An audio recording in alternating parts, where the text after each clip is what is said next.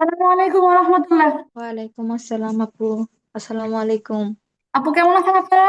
এই তো আপু আলহামদুলিল্লাহ আলহামদুলিল্লাহ ভালো। ভালো। আপনি কেমন আপনি আছেন কেমন আপু? আছেন? এই আপু আছি আলহামদুলিল্লাহ। আজকে দিকে স্বর্ণমণি আপু আসছেন। আপু কেমন আছেন? আপু আসসালামু আলাইকুম। ওয়ালাইকুম সালাম, কেমন আছেন? ভালো আছি আপু, আপনারা সবাই ভালো আছেন? হ্যাঁ আলহামদুলিল্লাহ, আশা করি আমার সাথে বাকি সবাই ভালো আছে। তারপরে হচ্ছে আপনার বাবু কেমন আছে? জি আপু ভালো আছে, সবাই ভালো আছে।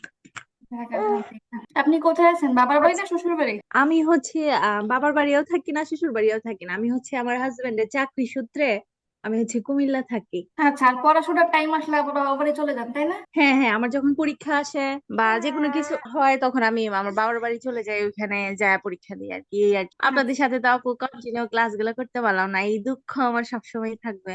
তবে আপনি দোয়া করবেন আমি যাতে মানে শেষ করতে পারি পরবর্তীতে, আমি যখন ফ্রি হই, আমার মাস্টার্স এর ফাইনাল পরীক্ষা দিয়ে আমি যখন ফ্রি হব, আমার জন্য দোয়া রাখবেন আমি যাতে কমপ্লিট করতে পারি কোর্স গুলা। হ্যাঁ আপু, ফিয়ামানিল্লাহ ফিয়ামানিল্লাহ, সবার পক্ষ থেকে দোয়া থাকবে। আচ্ছা, তো হচ্ছে আজকে 40তম ক্লাস। আজকে হচ্ছে আমাকে বলছে কড়াকড়ি ভাবে আজকে শেষ করে দিতে। তারপরে হচ্ছে আপনাদের বাকিদের নাজেরা ব্যাচে যুক্ত হওয়ার জন্য একটু টাইম লাগবে। সেই জন্য বলছে যে ক্লাস আর বাড়াইতে না। তো ঠিক আছে আপু, আজকে একটু মূল পড়াতে আগে যাই, পরে কথা বলি তাহলে। বিসমিল্লাহ। তো হচ্ছে আমাদের মোটামুটি দোয়া পড়া হয়েছে কতটুকু? আমাদের দোয়া তো এখানে অনেক আছে মাশাআল্লাহ। এখন তো আপনার আরবি পড়া শিখছেন, দোয়াগুলো একা একাও পড়তে পারবেন, কোনো অসুবিধা নেই। কালকে হচ্ছে যে ঘরে প্রবেশ করা, এই পর্যন্ত আসছিলাম। তা আপাতত এতটুকু রাখি, পরেরটা দেখতেছি। আজকে হচ্ছে একটু মাসালা দেখবো, কাউকে হাসি মুখে দেখলে এই দোয়া পড়বে, এতটুকু হচ্ছে কনফার্ম রইলো। বাকি হচ্ছে আজকে মাসালা দেখি। ওকে আচ্ছা, 25তম পার্ট। এখানে হচ্ছে কিছু বেসিক মাসালা বলবে, যেগুলো একদম কমন খুঁটিনাটি বিষয়, শুধু আমরা একবার একবার পড়বো। আচ্ছা, প্রথমত বলতেছে আমরা যে অজু করি, অজুর মধ্যে কিছু বিষয় আছে যে ফরজ, কিছু আছে সুন্নত, কিছু আছে মুস্তাহাব বা নফল। তো অজুর মধ্যে চারটা কাজ হচ্ছে ফরজ, আর যে কাজগুলো ফরজ এগুলো হচ্ছে একদমই করতেই হবে। একটুখানিও যদি বাদ যায় তাহলে আমাদের অজু হবে না। বাদ বাকি হচ্ছে আমরা যদি সুন্নত বাদ দিয়ে অজু করি, সুন্নত মানে অজুর যে সুন্নত দিকগুলো আছে, মুস্তাহাব দিকগুলো গুলো আছে, ওগুলো বাদ দিয়ে অজু করলেও অজু হয়ে যাবে, কিন্তু ফরজের মধ্যে কোনো রকম ঘাটতি গ্রহণযোগ্য হবে না। সেটা কি? এটা হচ্ছে পুরা সমস্ত মুখ একবার ধৌত করা। আমরা জানি আমরা অজুর মধ্যে মুখটা 3বার ধৌত করি, তো একবার পুরাটা ধোয়া হচ্ছে ফরজ, আর যদি এটাকে 3বার করি ওটা হচ্ছে সুন্নত। তো অনেক সময় দেখা গেছে হঠাৎ করে বাসায় পানি নেই, অল্প পানি আছে, অল্প দিয়ে অজু সারতে হয়, তখন সুন্নত সহকারে বড় করে অজু করতে গেলে অন্যদের জন্য পানি ঘাটতি হয়। তো অনেক সময় ফরজের উপর ক্ষান্ত থাকতে হয়, তো ওই সময় আমরা হচ্ছে এই ফরজ অঙ্গগুলো একবার করে ধৌত করব, আর এমন ডলে মুচড়ে সুন্দর করে ধুবো যেন করে একটা পশমের জায়গা বাকি না থাকে। তারপর 2 নাম্বার হচ্ছে 2 হাত কোন সহকারে একবার ধৌত করা।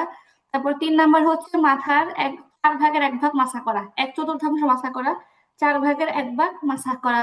আর মাসাজ করা মানে হচ্ছে ভিজা হাতটা বুলান, মানে আমি যে হচ্ছে আমার 2 হাতটা ধুলাম, ধোয়ার পর আমার হাত যে এমনিতেই ভিজে আছে, নতুন করে ভিজাবো না, যতটুকু ভিজে আছে অতটুকু দিয়ে হচ্ছে মাথাটা হচ্ছে 4/1 ভাগ মাসা করলে এটা ফরজ পরিমাণ আদায় হবে।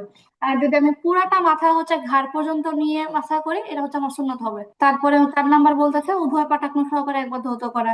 আর অজুর এই ফরজ সমূহের বর্ণনা আল কোরআনে সূরা মাইদার মধ্যে আছে। আচ্ছা, তারপরে কি বলতেছে? তারপরে হচ্ছে অজুর সুন্নত সমূহ, অজুর মধ্যে কোন কোন কাজ সুন্নত, 26 নম্বর পাঠ। তো বলতেছে অজুর মধ্যে নিয়ত করা, অজুর মধ্যে নিয়ত করা এটা হচ্ছে অজুর সুন্নত।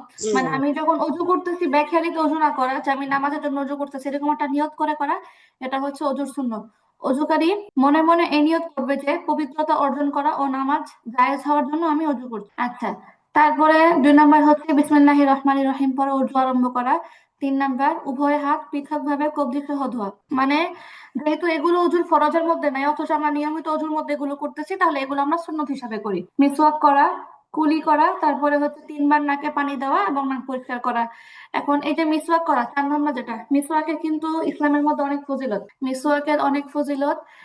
এর মধ্যে একটা হচ্ছে হাদিসের মধ্যে রাসূল সাল্লাল্লাহু আলাইহি ওয়াসাল্লাম বলছেন, আসসিওয়াকু মাতাহারাতুল লিল ফামি ওয়া মারদাতুল লিরাব্বি। মিসওয়াক হচ্ছে মুখের জন্য পরিচ্ছন্নতা এবং আল্লাহ তাআলার সন্তুষ্টির মাধ্যম। তো এই আর কি, মিসওয়াক করলে আল্লাহ তাআলার সন্তুষ্টি অর্জন করা যায় মিসওয়াকের মাধ্যমে। আচ্ছা, তারপরে কি বলতেছে? সুন্নত 7 নম্বরের হচ্ছে সঙ্গে প্রতিবারই নাক ঝাড়া।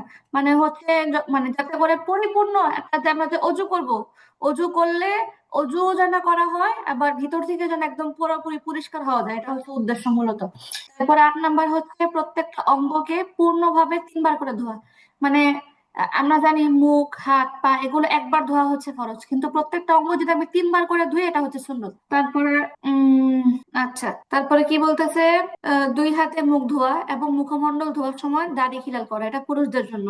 আর 2 হাতে মুখ ধোয়া মানে কি, শুধু এক হাত দিয়ে ঘষা মাজা করবো না, 2 হাত দিয়ে সুন্দর করে ধুবো। তারপরে 10 নাম্বারটা হচ্ছে হাত ও পা ধোয়ার সময় আঙ্গুলগুলো খিলাল করা, মানে আঙ্গুলগুলোর ফাঁকা গুলো, মানে হাতের ক্ষেত্রে এক আঙ্গুল আর এক আঙ্গুলের মধ্যে ঢুকে হাতগুলো খিলাল, আঙ্গুলগুলো খিলাল করা যাতে মাঝে ঠিক মতো পানি পৌঁছায়। তারপরে পায়ের ক্ষেত্রে নিয়ম হচ্ছে আপনার বাম হাতের যে কনিষ্ঠ আঙ্গুল, ওই আঙ্গুল দিয়ে আপনার পায়ের প্রত্যেকটা আঙ্গুলের ফাঁকে ফাঁকে আঙ্গুল ঢুকায় ভালো মতো পানি পৌঁছানো, যাতে কোনো রকমের ফাঁক ফোকর একেবারেই না থাকে। তারপর হচ্ছে একবার সম্পূর্ণ মাথা মাথা করা, মাথার 4 ভাগের 1 ভাগ হচ্ছে ফরজ, আর পুরাটা করা হচ্ছে সুন্নত। তারপরে বলতেছে উভয় কান মাথা করা। উল্লেখ্য যে কানের ছিদ্রের মধ্যে, কানের ছিদ্র বলতে কিন্তু কান ফুরানি না, এমনিতে নর্মালি কানের ছিদ্র, কানের ছিদ্রের মধ্যে কনিষ্ঠ আঙ্গুল ঢুকিয়ে ভিতর দিক থেকে অবশিষ্ট অংশে শাহাদাত আঙ্গুল দ্বারা মাথা করা। মানে এখানে একটা বিষয় বুঝতে হবে, এখানে বলতেছে কি যে কান যে, প্রথম হচ্ছে কান মাথা করা, এখন কানটা কেমনে মাথা করবে, এই কান মাথা করার পদ্ধতি আপনাদেরকে বলতেছে, এটা একটু আমরা খেয়াল করি।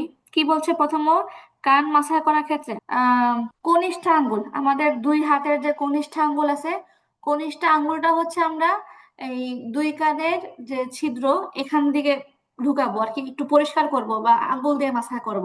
আর বাদ বাকি কি করব, তারপরে হচ্ছে অবশিষ্ট অংশে শাহাদাত আঙ্গুল দ্বারা মাথা করা, মানে ছিদ্রের মধ্যে হচ্ছে কনিষ্ঠ আঙ্গুল ঢোকাবো, আর ছিদ্র ছাড়া বাইরে যে আশেপাশের অংশ আছে কানের মধ্যে, ওই জায়গাটা হচ্ছে আমরা আমাদের যে তর্জনী কি বলে এটাকে, আপনার শাহাদাত আঙ্গুল বলে, আবার হচ্ছে তর্জনী আঙ্গুলও বলে।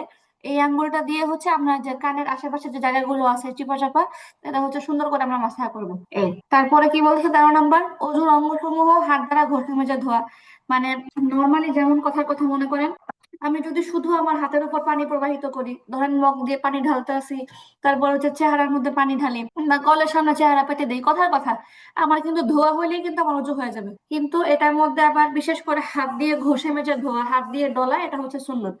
তারপরে হচ্ছে এক অঙ্গ ধোয়ার পর অন্য অঙ্গ ধৌত করতে বিলম্ব না করা। ধরেন আপনি অজু করতেছেন বেখেয়ালিতে, আপনি মুখ ধুয়ে বসে আছেন, মুখ ধুয়ে আপনি একটা কিছু কল্পনা করতেছেন, আবার অনেকক্ষণ পরে আপনি হাত ধুলেন, এরকম ঢিলামি করে অজু করা বা এরকম এত বেশি দেরি করে অজু করা, যে মনে করেন একটা অঙ্গ ধোয়ার পরে আরেকটা অঙ্গ ধুতে ধুতে এটা শুকায় গেল, এরকম দেরি করে অজু করা এটা ঠিক না, এরকম না করাটা হচ্ছে সুন্নত। তারপরে হচ্ছে কি বলতেছে 15 নাম্বার, অজুর অঙ্গ সমূহ ধোয়ার ক্ষেত্রে ধারাবাহিকতা বজায় রাখা, মানে কি যেমন কথার কথা আগে মুখ, তারপরে হচ্ছে হাত, তারপরে মাথা, তারপরে পা, প্রত্যেকটা ধারাবাহিকতা আছে। কিন্তু আমি যদি উল্টা পুল্টা করে অজু করি, আগে পা ধুইলাম পরে হাত ধুইলাম পরে মুখ ধুইলাম, আমার কিন্তু অজু হয়ে যাবে, কিন্তু এটা ঠিক না, এটা সুন্নতের খেলাফ। তারপরে কি বলতেছে 16 নাম্বার, ডান দিকের অঙ্গ আগে ধোয়া, যেমন হাতের ক্ষেত্রে পায়ের ক্ষেত্রে এই দুইটাই তো সম্ভব, যে হাতের ক্ষেত্রে পায়ের ক্ষেত্রে ডান দিকটা আগে ধোয়া বাম দিকে পরে ধোয়া। তারপর 17 নাম্বার হচ্ছে অজুর মধ্যে নিম্নোক্ত দোয়াটি পড়া, এটা আমরা অলরেডি শিখছি, আমরা যে দোয়া পড়ে আসছি এর মধ্যে আমরা শিখছি অজুর মধ্যে এই দোয়াটা পড়তে হয়, আল্লাহুম্মা উগফিরলি যামবি ওয়া ওয়াসি'লি ফি দারি ওয়া বারিক লি ফি রিজকি, এবং সাথে আমরা আরেকটু দোয়া পড়ছি সেখানে। আচ্ছা, এটা পরে বলতেছি। অজু শেষ করে কালিমা শাহাদাত পড়াই, যেটাই বলতেছিলাম, ওদু শেষ করে যে আমরা দোয়াটা পড়ছে এর মধ্যে প্রথমে ছিল কালিমা শাহাদাত, তারপরে হচ্ছে এই দোয়া পড়া, আল্লাহুম্মা জাআলনি মিনাত তাওয়াবিনা ওয়া জাআলনি মিনাল মুতাতাহহিরিন, এটা হচ্ছে অলরেডি পড়া হয়ে গেছে। তারপরে 27তম পাঠ, এটা হচ্ছে অজু ভঙ্গের কারণ, মানে আমরা যে অজু করি কোন কোন কারণে অজুটা ভেঙে যাবে এটা বলতেছে। আচ্ছা, প্রথমটা হচ্ছে মলমূত্রের রাস্তা দিয়ে কোনো কিছু বের হওয়া, এটা পরিষ্কার। তারপরে হচ্ছে 2 নাম্বার, রক্ত পুঁজ বা পানি বের হয়ে গড়িয়ে পড়া। এখানে লক্ষণীয় বিষয়টা হচ্ছে রক্ত পুঁজ বা পানি বের হয়ে গড়ায় পড়া শর্ত, জাস্ট বের হয়েছে দেখা গেছে কিন্তু গড়ায় পড়ে না, তাহলে আপনার অজু ভাঙবে না। এখানে আরো কিছু কথা বলি। তারপরে ধরেন আপনার হাতটা কেটে গেছে, একটুখানি কাটছে, আপনার রক্ত একটু ফুলে উঠছে, হাত থেকে রক্ত ফুলে উঠছে কিন্তু আশেপাশে গড়ায় পড়ে নেই, আপনার ওজন ভাঙবে না। তারপর আরেকটা বিষয় আছে, ধরেন আপনার রক্ত বের হয়েছে, একটু বের হয়েছে আপনি মুছে ফেলছেন, আবার একটু বের হয়েছে আপনি মুছে ফেলছেন, আবার একটু বের হয়েছে আপনি মুছে ফেলছেন, এরকম করে বারবার আপনি মুছে ফেলছেন, আপনি হচ্ছে এই রক্তটাকে গড়ায় পড়ার সুযোগ দেন নেই। এখন এখানে বিষয় হচ্ছে আপনি এই যে যতবার মুছলেন, এতবার আপনি না মুছলে যদি রক্তের পরিমাণ এতটুকু হয়তো যেটা গড়ায় পড়তো, তাইলে আপনার অজু ভেঙে যাবে। আপনি যতবারই মুছান অসুবিধা নেই, অজু করতে হবে আবার। আচ্ছা, তারপরে কি বলতেছে যে মুখ ভরে বমি হওয়া, অল্প অনেক সময় মাঝে মধ্যে বদ হজমের কারণে অল্প বমি হয়, অল্প বমি হলে অসুবিধা নেই, কিন্তু যদি আহ, মুখ ভরে বমি হয় তাইলে হচ্ছে অসুবিধা, তাইলে হচ্ছে অজু ভেঙে যাবে। তারপরে 4 নাম্বার, থুতুর সঙ্গে রক্তের ভাগ সমান বা বেশি হওয়া। অনেক সময় কোনো রোগ বশত বা এমনি কারণে বা দাগ থেকে হতে পারে রক্ত, আপনি কোথাও থুতু ফেললেন, আপনি দেখুন ওর মধ্যে রক্ত দেখা যাচ্ছে। এখন বলতেছে যদি এটা সমান সমান থাকে বা বেশি হয় তাহলে অজু ভাঙবে, অল্প হলে ভাঙবে না। তারপর 5 নাম্বারটা হচ্ছে চিৎ কাট বা হেলান দিয়ে ঘুম যাওয়া। মানে কোন রকম হেলান, উপর হয়ে, চিত হয়ে, কাত হয়ে, ঠেস দিয়ে, কোন রকম হেলান দিয়ে যদি আপনি এভাবে ঘুমায় যান যে হচ্ছে ওইটা সরাইলে আপনি পড়ে যাবেন, তাইলে হচ্ছে আপনি আপনার অজু চলে গেছেন। তারপরে 6 নাম্বারটা হচ্ছে পাগল, মাতাল, অচেতন হওয়া। অনেক সময় বেহুশ হয়ে যায় মানুষ, অজু ভেঙে যায়। তারপরে নামাজে উচ্চস্বরে হাসা। এখানে একটা বিষয় আছে নামাজে হাসি নিয়ে, সেটা হচ্ছে নামাজে আপনি যদি আপনার হাসি পায়, এই হাসিটা 3 ধরনের, খেয়াল করি। যদি নামাজের মধ্যে মুচকি হাসি তাহলে কোনো অসুবিধা নাই, নামাজও ভাঙবে না, অজুও ভাঙবে না। আর নামাজের মধ্যে যদি এভাবে হাসি, আস্তে করে হাসি, অল্প আওয়াজ হয়, এতটুকু আওয়াজ হয় যে শুধু আপনি নিজে শুনতে পান, আপনার আশেপাশে কেউ শুনতে পায় না, তাহলে হচ্ছে আপনার কি হবে, নামাজটা ভাঙবে কিন্তু অজু ভাঙবে না, আপনি আবার নামাজ দাঁড়াইতে পারবেন তখনই। আর যদি এরকম হয় আপনি জোরে জোরে হেসে দেন, আপনি নিজে তো শুনছেনই, আশেপাশের মানুষও শুনছে, বা এরকম হয় যে আশেপাশের মানুষ না, কেউ নাই কিন্তু থাকলে শুনতো, আপনি খালি করে নামাজ পড়তেছেন, কিছু একটা মনে পড়ছে, আপনি হা হা করে বা জোরে হেসে দিলেন, কিন্তু আপনার আশেপাশে কোনো মানুষ থাকলে শুনতো, তো ওই ক্ষেত্রে হচ্ছে আপনার নামাজ তো ভাঙবে, আপনার অজু সহ ভাঙবে, আপনার আবার অজু করে সবার নামাজ পড়তে হবে। আচ্ছা, তারপরে হচ্ছে 28তম অধ্যায়, এটা হচ্ছে নামাজের ফরজ সম্পর্কে। এতক্ষণ গেল অজুর ফরজ, অজুর সুন্নত, এখন বলতেছে নামাজের ফরজ। আচ্ছা, নামাজের হচ্ছে টোটালি 7টা ফরজ। কি? 1 নাম্বার হচ্ছে শরীর পাক হওয়া। আমাদের শরীর পাক হওয়া হচ্ছে 1 নাম্বার শর্ত। 2 নাম্বার শর্ত কাপড় পাক হওয়া। 3 নাম্বার শর্ত হচ্ছে যে জায়গায় আমি নামাজ পড়বো নামাজের জায়গাটা পাক হওয়া। তারপরে হচ্ছে 4 নাম্বার সতর ঢাকা। এখন সতরের মধ্যে কি উদ্দেশ্য, অর্থাৎ পুরুষের ক্ষেত্রে নাভি থেকে হাঁটুর নিচ পর্যন্ত, এটা হচ্ছে পুরুষের সতর, নাভি থেকে হাঁটুর নিচ পর্যন্ত। মানে বুঝতে হবে পুরুষের ক্ষেত্রে পুরুষের নাভি এটা সতর না, কিন্তু পুরুষের হাঁটু হচ্ছে সতর। খেয়াল করি, আমাদের অনেক ছোট ভাই থাকতে পারে, থাকতে পারে না, এদেরকে তো আমরা বড়রা নামাজ শিখে ছোট ভাই থাকলে। তো বলছে কি যে পুরুষের ক্ষেত্রে নাভি থেকে হাঁটুর নিচ পর্যন্ত সতর। যদি কোনো পুরুষ কোনো কারণে খালি গায়ে নামাজও পড়ে তার নামাজ হয়ে যাবে, তবে এটা উচিত না। আচ্ছা, তারপরে হচ্ছে মহিলাদের ক্ষেত্রে চেহারা, কবজি পর্যন্ত, 2 হাত এবং পায়ের পাতা ব্যতীত সমস্ত শরীর ঢেকে রাখা। মহিলাদের সতর হচ্ছে মানে মানুষের, মহিলাদের চেহারা, 2 হাতের কবজি, 2 পায়ের টাকনু নিচ থেকে এতটুকু অংশ ছাড়া পুরো শরীরই হচ্ছে সতর, পুরাটা ঢেকে রাখতে হবে। আচ্ছা, আর আরেকটা বিষয় আপনাদেরকে বলি, এই নামাজের যে সতর, মানুষের পর্দার ক্ষেত্রে মূলত একই নিয়ম। মানুষ যদি এতটুকু, মানে নামাজের মধ্যে মানুষ যেভাবে দাঁড়ায় এভাবে যদি কেউ বাইরে বের হয় তার পর্দা আদায় হয়ে যাবে। তবে তাকুয়া বানের পর্দা হচ্ছে ফুল বডি ঢেকে রাখা। আচ্ছা, তারপরে হচ্ছে 5 নাম্বার কিবলামুখী হওয়া। মানে কিবলা বলতে এখানে আমাদের দেশ থেকে পশ্চিম উদ্দেশ্য, কিন্তু সারা বিশ্ব থেকে তো পশ্চিম উদ্দেশ্য না, সারা বিশ্ব থেকে হচ্ছে আহ যে কোনো দেশ যে জায়গায় অবস্থিত, তার সেখান থেকে মক্কার যে কোণায় অবস্থিত, ওই মানে কাবাগর যে কোণায় অবস্থিত, ওই কোণা বরাবর সে হচ্ছে কেবলা। এই তারপরে কি বলতেছে, 7 নম্বর হচ্ছে অন্তরে নির্দিষ্ট নামাজে নিয়ত করা। আমি নামাজ পড়তেছি, আমার নিজেরই খবর না আমি কোন ওয়াক্তে নামাজ পড়তেছি না কি করতেছি, কোনো ইচ্ছা মিচ্ছা কিচ্ছু করি নাই।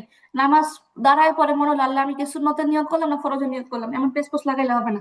নামাজের শুরুতেই একদম নির্দিষ্ট করে তারপরে হচ্ছে নামাজ দাঁড়াইতে হবে, যে আমি কোন ওয়াক্ত পড়তেছি, সুন্নত, ফরজ, নফল কি পড়তেছি, কয় রাকাত পড়তেছি। আচ্ছা, তারপরে হচ্ছে নামাজের, এটা হচ্ছে এতক্ষণ যেটা বললাম এটা হচ্ছে নামাজের বাইরের ফরজ, নামাজের দাঁড়ানোর আগে কি কি কর্তব্য। আর এখন বলতেছে নামাজের দাঁড়ানোর পরে নামাজের মধ্যে কি কি ফরজ, এটা এখানে বলতেছে। তো এর মধ্যে 1 নম্বর হচ্ছে নামাজের ভিতরে 6টা ফরজ। 1 নম্বর হচ্ছে তাকবীরে তাহরিমা বলা। এখন তাকবীরে তাহরিমা কি? তাকবীরে তাহরিমা হচ্ছে আমরা যে নামাজের শুরুতে 2 হাত উঠায় আল্লাহু আকবার বলি, এটাকে বলা হয় তাকবীরে তাহরিমা। আর তারপর 2 নম্বর হচ্ছে ফরজ ও ওয়াজিব নামাজ দাঁড়িয়ে পড়া। মানে আমি যে নামাজটা পড়তেছি নামাজটা যদি ফরজ হয় বা হচ্ছে বেতের নামাজ হয়, বেতের নামাজ তো ওয়াজিব, এরকম নামাজের ক্ষেত্রে আমি কোনো কারণ ছাড়া কখনোই বসে নামাজ পড়তে পারবো না, আমাকে অবশ্যই দাঁড়ায় নামাজ পড়তে হবে। কিন্তু আমি যদি অনেক বেশি অসুস্থ হই ওইটা হচ্ছে ভিন্ন কথা। আর যদি নফল নামাজ হয়, নফল নামাজের ক্ষেত্রে আপনার হচ্ছে নফল নামাজের ক্ষেত্রে আপনি যদি বসেও নামাজ পড়েন আপনার নামাজ হবে কিন্তু সব আপনি অর্ধেক পাবেন। আর অসুস্থ যদি থাকেন তাহলে আপনি পুরো সওয়াব পাবেন। 3 নম্বর হচ্ছে কিরাত পড়া। কিরাত পড়া মানে কি? কিরাত পড়ার উদ্দেশ্য হচ্ছে যেমন আমরা নামাজের মধ্যে সূরা ফাতিহা পড়ি, ইত্যাদি পড়ি, এটা হচ্ছে কিরাত পড়া। তারপরে হচ্ছে রুকু করা, সিজদা করা। আর 4 নম্বরটা হচ্ছে শেষ বৈঠক, মানে একদম নামাজের শেষ রাকাতে আমরা যে বসি, আত্তাহিয়াত দুরূদ শরীফ পড়ি, ওই বৈঠকটা হচ্ছে ফরজ। আচ্ছা, তারপরে হচ্ছে 29 নম্বর পাঠ, সেটা কি? নামাজের ওয়াজিব 14টি। নামাজের ওয়াজিব 14টি। নামাজের ওয়াজিব এতক্ষণ পড়ছে নামাজের ভিতরের ফরজ, এখন বলতেছে নামাজের ওয়াজিব কি। এখন এখানে একটা বিষয় আপনারা মনে রাখেন, একবার হচ্ছে কোন এক ক্লাসে সম্ভবত সাইমাপু মনে হয় আমাকে যে সাহু শেখদার সম্পর্কে জিজ্ঞেস করছিলেন, সাইমাপু নাকি ফাহমিদা আপু মনে নাই। এখন হচ্ছে যেটা বলতেছিলাম, আপনার নামাজের ওয়াজিব যেগুলো, নামাজের ওয়াজিবে যদি কেউ ঘাটতি করে তাহলে সে হচ্ছে সাহু সেজদা দিলে তার নামাজটা সহি হয়ে যাবে। কিন্তু কেউ যদি নামাজের ফরজের ঘাটতি করে তাহলে সাহু সেজদার মাধ্যমে তার নামাজ আদায় হবে না, তাহলে হচ্ছে তার আবার নামাজ পড়তে হবে। আচ্ছা, নামাজের ওয়াজিবের মধ্যে এক আপু নাম্বারটা বুঝি হচ্ছে নাই। কিছু বলছেন আপু?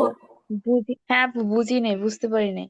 ফরজের মধ্যে কি ভুল হলে কি এটা হইব না? ভুল হলে বলতে আমাদের যে ফরজ গুলো মাত্র আমরা দেখছি যে হচ্ছে উম সামর্থ্য মানে অনেক বেশি অসুস্থ না হলে অবশ্যই দাঁড়ায় পড়তে হবে, তারপরে রুকু করা, সিজদা করা, শেষ বৈঠক করা, তাকবিরে তাহরিমা বলা, এই নামাজের যে ফরজ বিষয়গুলো আছে এগুলোর মধ্যে যদি কেউ ঘাটতি করে, হ্যাঁ, বা হচ্ছে ধরেন সে নামাজের মধ্যে একটা রাকাতে কোনো কেরাত পড়তেই ভুলে গেল, সে নামাজের রাকাতে মানে কোনো সূরা ফাতিহাও পড়লো না, কিছুই বললো না, একটা তো হচ্ছে সূরা ফাতিহা পড়ে সূরা মিলাইতে ভুলে যায়, অথবা অন্য সূরা মিলাইছে সূরা ফাতিহা পড়তে ভুলে গেছে, মানে যে কোনো কোরআন থেকে কোনো অংশ পড়তেই হবে। এখন কেউ এরকম গাফেল হয়ে নামাজ পড়লো, কোরআনের কোনো অংশ পড়তে সে ভুলে গেল, তাহলে তার নামাজের ফরজ আদায় হয়নি। এই তো নামাজের বা হচ্ছে কোনো রাকাতে সে রুকু করতে ভুলে গেল, কোনো রাকাতে সে সেজদা কম করে দিল, এরকম করলে হবে না।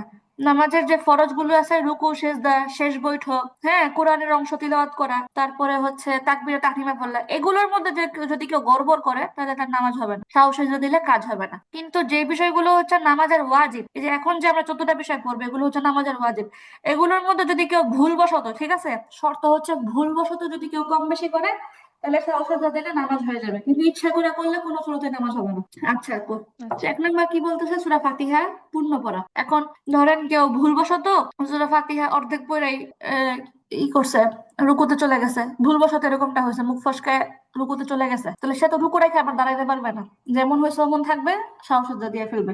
তারপর 2 নম্বর হচ্ছে সূরা ফাতিহার সাথে অন্য একটা সূরা বা ছোট 3 আয়াত পরিমাণ মিলানো।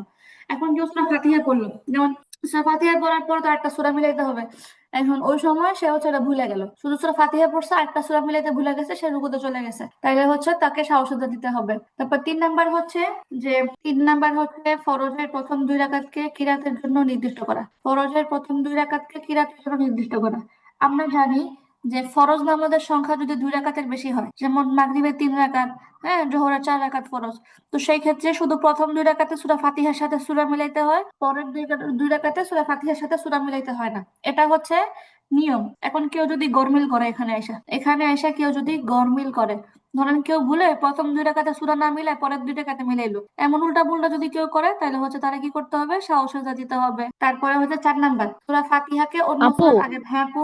আপু ওই যে আপনি মাত্র বললেন না 4 রাকাতের ক্ষেত্রে প্রথম 2 রাকাতে সূরা ফাতিহার সাথে সূরা মিলাই পড়তে হবে, তার পরে 2 রাকাতে মিলানো যাবে না? না আপু, ফরজের ক্ষেত্রে, যেমন যেমন হচ্ছে ফরজ নামাজের সংখ্যা যদি 2 রাকাতের বেশি হয়, ফরজ নামাজের হ্যাঁ। সংখ্যা যদি 2 রাকাতের বেশি হয় তাহলে শুধুমাত্র প্রথম 2 রাকাতে সূরা ফাতিহার সাথে অন্য সূরা মিলাবে, তারপরে শুধু সূরা ফাতিহা পড়বে, অন্য সূরা পড়বে না, এটা হচ্ছে নিয়ম। আর এর উল্টা পুল্টা করলে আপু সাহসিকতা দেবে। আচ্ছা, তারপরে এখানে মনে হয় একটু ভুল লেখছে, 4 নাম্বারটা, 4 নাম্বারটা লেখছে সূরা ফাতিহাকে অন্য সূরার আগে পড়া, তো এটাই তো নিয়ম। এখানে সম্মত হবে এরকম, সূরা ফাতিহা মানে অন্য সূরা ফাতিহার আগে পড়া, এটা হইলে ভুল হবে। নিয়ম হচ্ছে আমরা সূরা ফাতিহা আগে পড়বো তারপরে সূরা মিলাবো। এখন যদি কেউ উল্টা করে, আগে সূরা নাস পরে পরে সূরা ফাতিহা পড়ে, এই উল্টা পুল্টা করলে সাহসেজা দিবে। তারপরে হচ্ছে আসসালামু পাঁচ আলাইকুম। নাম্বার, হ্যাঁ আপু। যদি আমরা ফরজ সালাতে এই যে প্রথম দুই রাকাতে হচ্ছে সূরা ফাতিহার পর অন্য সূরা পড়ার পরে পরের যে ফরজ সালাত আছে 4 রাকাত করে হয়, 3 রাকাত করে হয়, ওইগুলা পরের গুলাতে শুধু সূরা ফাতিহা পড়েই যাব, আর সুন্নত নামাজেও কি সূরা ফাতিহা দিয়ে শেষ করব? আচ্ছা, শোনা, এই নিয়মটা হচ্ছে শুধুমাত্র ফরজের ক্ষেত্রে, শুধুমাত্র ফরজ গুলোর ক্ষেত্রে 2 রাকাতের বেশি হলে আপনার প্রথম 2 রাকাতে সূরা ফাতিহার পরে অন্য কিছু মিলাবে, আর পরের গুলাতে মিলাবে না। আর সুন্নত যত নামাজ আছে, সুন্নত নামাজ, সেই ক্ষেত্রে অবশ্যই সব রাকাতেই সূরা ফাতিহার সাথে সূরা মিলাবে। এমনকি বেতের যে 3 রাকাত নামাজ পড়ি সেখানেও অবশ্যই সূরা ফাতিহার সাথে সব রাকাতেই অন্য সূরা মিলাবে। আচ্ছা, আচ্ছা। তারপরে হচ্ছে 5 নাম্বার কি বলতেছে, নামাজের সকল রুকুন ধীরস্থির ভাবে আদায় করা, মানে এত দ্রুত বললো, এত দ্রুত সে বললো যে সে কি পড়ছে সে নিজে আল্লাহ এসে বলতে পারে না। কি পড়ছে না, কি পড়ছেই না এটা বলতে পারে না, এমন উল্টা পুল্টা পড়লে সে অবশ্যই সহযোগিতা দিবে। তারপরে হচ্ছে 4 নাম্বার প্রথম বৈঠক করা। প্রথম বৈঠক বলতে কি উদ্দেশ্য, নামাজ যদি 3 রাকাত বা 4 রাকাত বিশিষ্ট হয় তাহলে এখানে 2বার বসা লাগে, একটা হচ্ছে 2 নাম্বার রাকাতে বসে, একটা হচ্ছে লাস্টের রাকাতে বসে। এখন কেউ যদি ভুলবশত 2 নাম্বার রাকাতে না বসে তাহলে হচ্ছে তাকে সাহসিয়তা দিতে হবে। তারপরে হচ্ছে 7 নাম্বার উভয় বৈঠকে আত্তাহিয়াত পড়া। এখন একটা বিষয় খেয়াল করেন, আমরা একটু আগে পড়ে আসছি নামাজের যে ফরজের মধ্যে পড়ছি শেষ বৈঠক, ওখানে শেষ বৈঠক বলতে শুধু বৈঠকই উদ্দেশ্য। আমরা যে বসে আত্তাহিয়াত দুরূদ শরীফ পড়ি ওগুলো ফরজের মধ্যে অন্তর্ভুক্ত না, অন্তর্ভুক্ত হচ্ছে অতটুকু সময় বসা, হ্যাঁ এটা হচ্ছে মূলত ফরজ। এখন এখন মনে করেন নামাজের মধ্যে কেউ বসছে, লাস্টের রাকাতে বসছে, এখন বসছে কিন্তু হচ্ছে সে আত্তাহিয়াত পড়তে ভুলে গেছে, ধরেন সে কতক্ষণ চুপচাপ থাইকা তারপরে হচ্ছে সে হচ্ছে সালাম ফিরাই দিল, তাহলে সে কি করলো, ভুলে সালাম ফিরেছে, অনেকক্ষণ চুপচাপ থাইকা ভুলে সালাম ফিরাই দিছে। এখন এখানে হচ্ছে যেটা, সে হচ্ছে ফরজটা আদায় করছে, মানে সে কতক্ষণ বসছে এটা হচ্ছে ফরজ আদায় হয়েছে, কিন্তু সে যেহেতু তাশাহুদ পড়তে ভুলে গেছে মানে সে ওয়াজিবের মধ্যে ঝামেলা করছে, এখন সে সাহসিয়তা দিবে। তারপরে কি বলছে যে 8 নাম্বার ফরজ এবং ওয়াজিব গুলোর সিরিয়াল ঠিক রাখা। যদি সিরিয়াল এলোমেলো করে তাহলে হচ্ছে সে কি করবে, সাহসিয়তা দিবে। তারপরে কি বলে 9 নাম্বার ফরজ ও ওয়াজিব গুলোকে স্ব স্ব স্থানে আদায় করা। দুইটা মোটামুটি একই, প্রত্যেকটা জায়গার মতো আদায় করা, আগে পিছে না করা। তারপরে হচ্ছে 10 নাম্বার বিতির নামাজে তৃতীয় রাকাতে কেরাতের পর কোনো দোয়া পড়া। এখানে অবশ্য দোয়া কুনুত পড়লে ওয়াজিবের সাথে সুন্নত আদায় হয়ে যায়। এখানে একটা ইম্পর্টেন্ট পয়েন্ট, সেটা হচ্ছে আমরা যে বিতির নামাজ পড়ি, বিতির নামাজের ক্ষেত্রে আপনার নিয়ম হচ্ছে ওই যে যেটা বললো মূলত, যে তৃতীয় রাকাতে সূরা ফাতিহা পড়বে, অন্য সূরা মিলাবে, তারপরে আবার তাকবীর দিবে, তারপরে হচ্ছে দোয়াই কুনুত পড়বে। এখন দোয়াই কুনুতটাই দেখা গেছে হাদিসের মধ্যে বিভিন্ন ধরনের দোয়াই কুনুত বর্ণিত, বিভিন্ন দোয়া বর্ণিত, একসময় আল্লাহ রাসূল এটা পড়ছে ওইটা পড়ছে, তবে সবচেয়ে প্রসিদ্ধ এবং গ্রহণযোগ্য সেটাই যেটা হচ্ছে নর্মালি আপনাদের দোয়ার মধ্যেও গেছে, নামাজের দোয়ার মধ্যে ওইটা হচ্ছে সবচেয়ে প্রসিদ্ধ। এই আচ্ছা, এখন যদি কেউ দোয়ায় কোনো বন্য কোনো দোয়াও না পড়ে ভুলবশত তাহলে সে সাহসিয়তা দিবে। তারপর 11 নাম্বার হচ্ছে 2 ঈদের নামাজে অতিরিক্ত 6 তাকবীর বলা। এটা হচ্ছে পুরুষদের ক্ষেত্রে অবশ্যই, যে আমরা জানি পুরুষরা ঈদের নামাজে অতিরিক্ত তাকবীর বলে, এখন এটা যদি ভুলবশত ছুটে যায় তাহলে হচ্ছে সাহসিয়তা দিবে।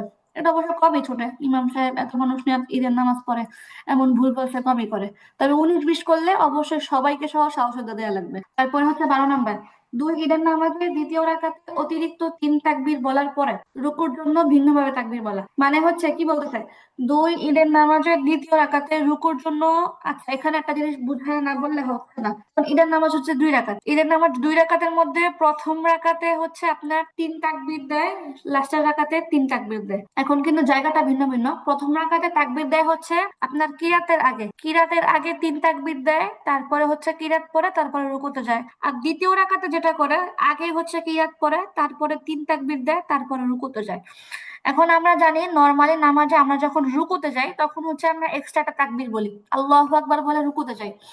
এখন ঈদের নামাজে যদি কেউ প্যাচ লাগায় এই দ্বিতীয় রাকাতে, যে সে 3 তাকবীর দিল, 3 তাকবীর বলার পরে সে যে রুকুতে যাবে, রুকুর জন্য যেটা এক্সট্রা তাকবীর আছে ওটা যদি সে না দেয় তাহলে সে সাহসিয়তা দিবে। তারপরে হচ্ছে 13 নাম্বার ইমামের জন্য জোহর আসর এবং দিনের বেলায় সুন্নত ও নফল নামাজে কেরাত আস্তে পড়া, এবং ফজর মাগরিব ঈশা জুমা 2 ঈদ তারাবি ও রমজান মাসের বিতের নামাজে কেরাত জোরে করে পড়া ওয়াজিব। এটা হচ্ছে ইমামের ক্ষেত্রে। এখন ইমাম যদি কোনো কারণে ঘটনাক্রমে এর বরখেলাপ করে সে হচ্ছে সবাইকে সহ সাহসিয়তা দিবে। তারপরে হচ্ছে 14 নাম্বার সালামের মাধ্যমে নামাজ শেষ করা। এইটা একটা গুরুত্বপূর্ণ পয়েন্ট। সালাম যে দেয় আমরা, তাই না, ডানে বামে সালাম ফেরে, এই সালামটা কিন্তু ফরজ না, সালামটা হচ্ছে কি, সালামটা হচ্ছে ওয়াজিব, সালামটা হচ্ছে ওয়াজিব। এখন কোনো কারণে ঘটনাক্রমে আপনি হচ্ছে নামাজের শেষ রাকাতে বসলেন, বসে তাশাহুদ পড়লেন, দোয়া খায় সব পড়লেন, এখন আপনি কোনো দিকে হয়তো ধ্যান করছেন, অনেক সময় হতে পারে কোনো কিছু একটা খেয়াল করছেন ওই দিকেই মনোযোগ, হ্যাঁ, তো হচ্ছে আপনি যে সালাম ফিরান নাই, আপনার ওইটাও মাথায় নাই, আপনার মনে হইতেছে আপনি নামাজ শেষ করে ফেলছেন, আপনি এরকম বসে বসেই আপনি কোনো একটা ধ্যান করতেছেন, তারপরে হঠাৎ করে আপনার মনে পড়ছে কি আপনি তো সালামই ফিরান নেই, আপনি তখন ভাবতেছেন আপনার নামাজ শেষ। এখন এই ক্ষেত্রে একটা সুরত আছে, সুরত হচ্ছে যদি আপনি ততক্ষণ ওই নামাজের মতো করেই থাকেন, এদিক ওদিক না তাকান, মানে এদিক ওদিক না বলতে ঘাড় না ফিরান, কারোর সাথে কথা না বলেন, বসার স্টাইল পরিবর্তন না করেন, তাইলে হচ্ছে আপনি ওই তৎক্ষণাৎ মনে পড়ার সঙ্গে সঙ্গে সাহসিয়তা দিয়ে সালাম আদায় করে ফেলবেন।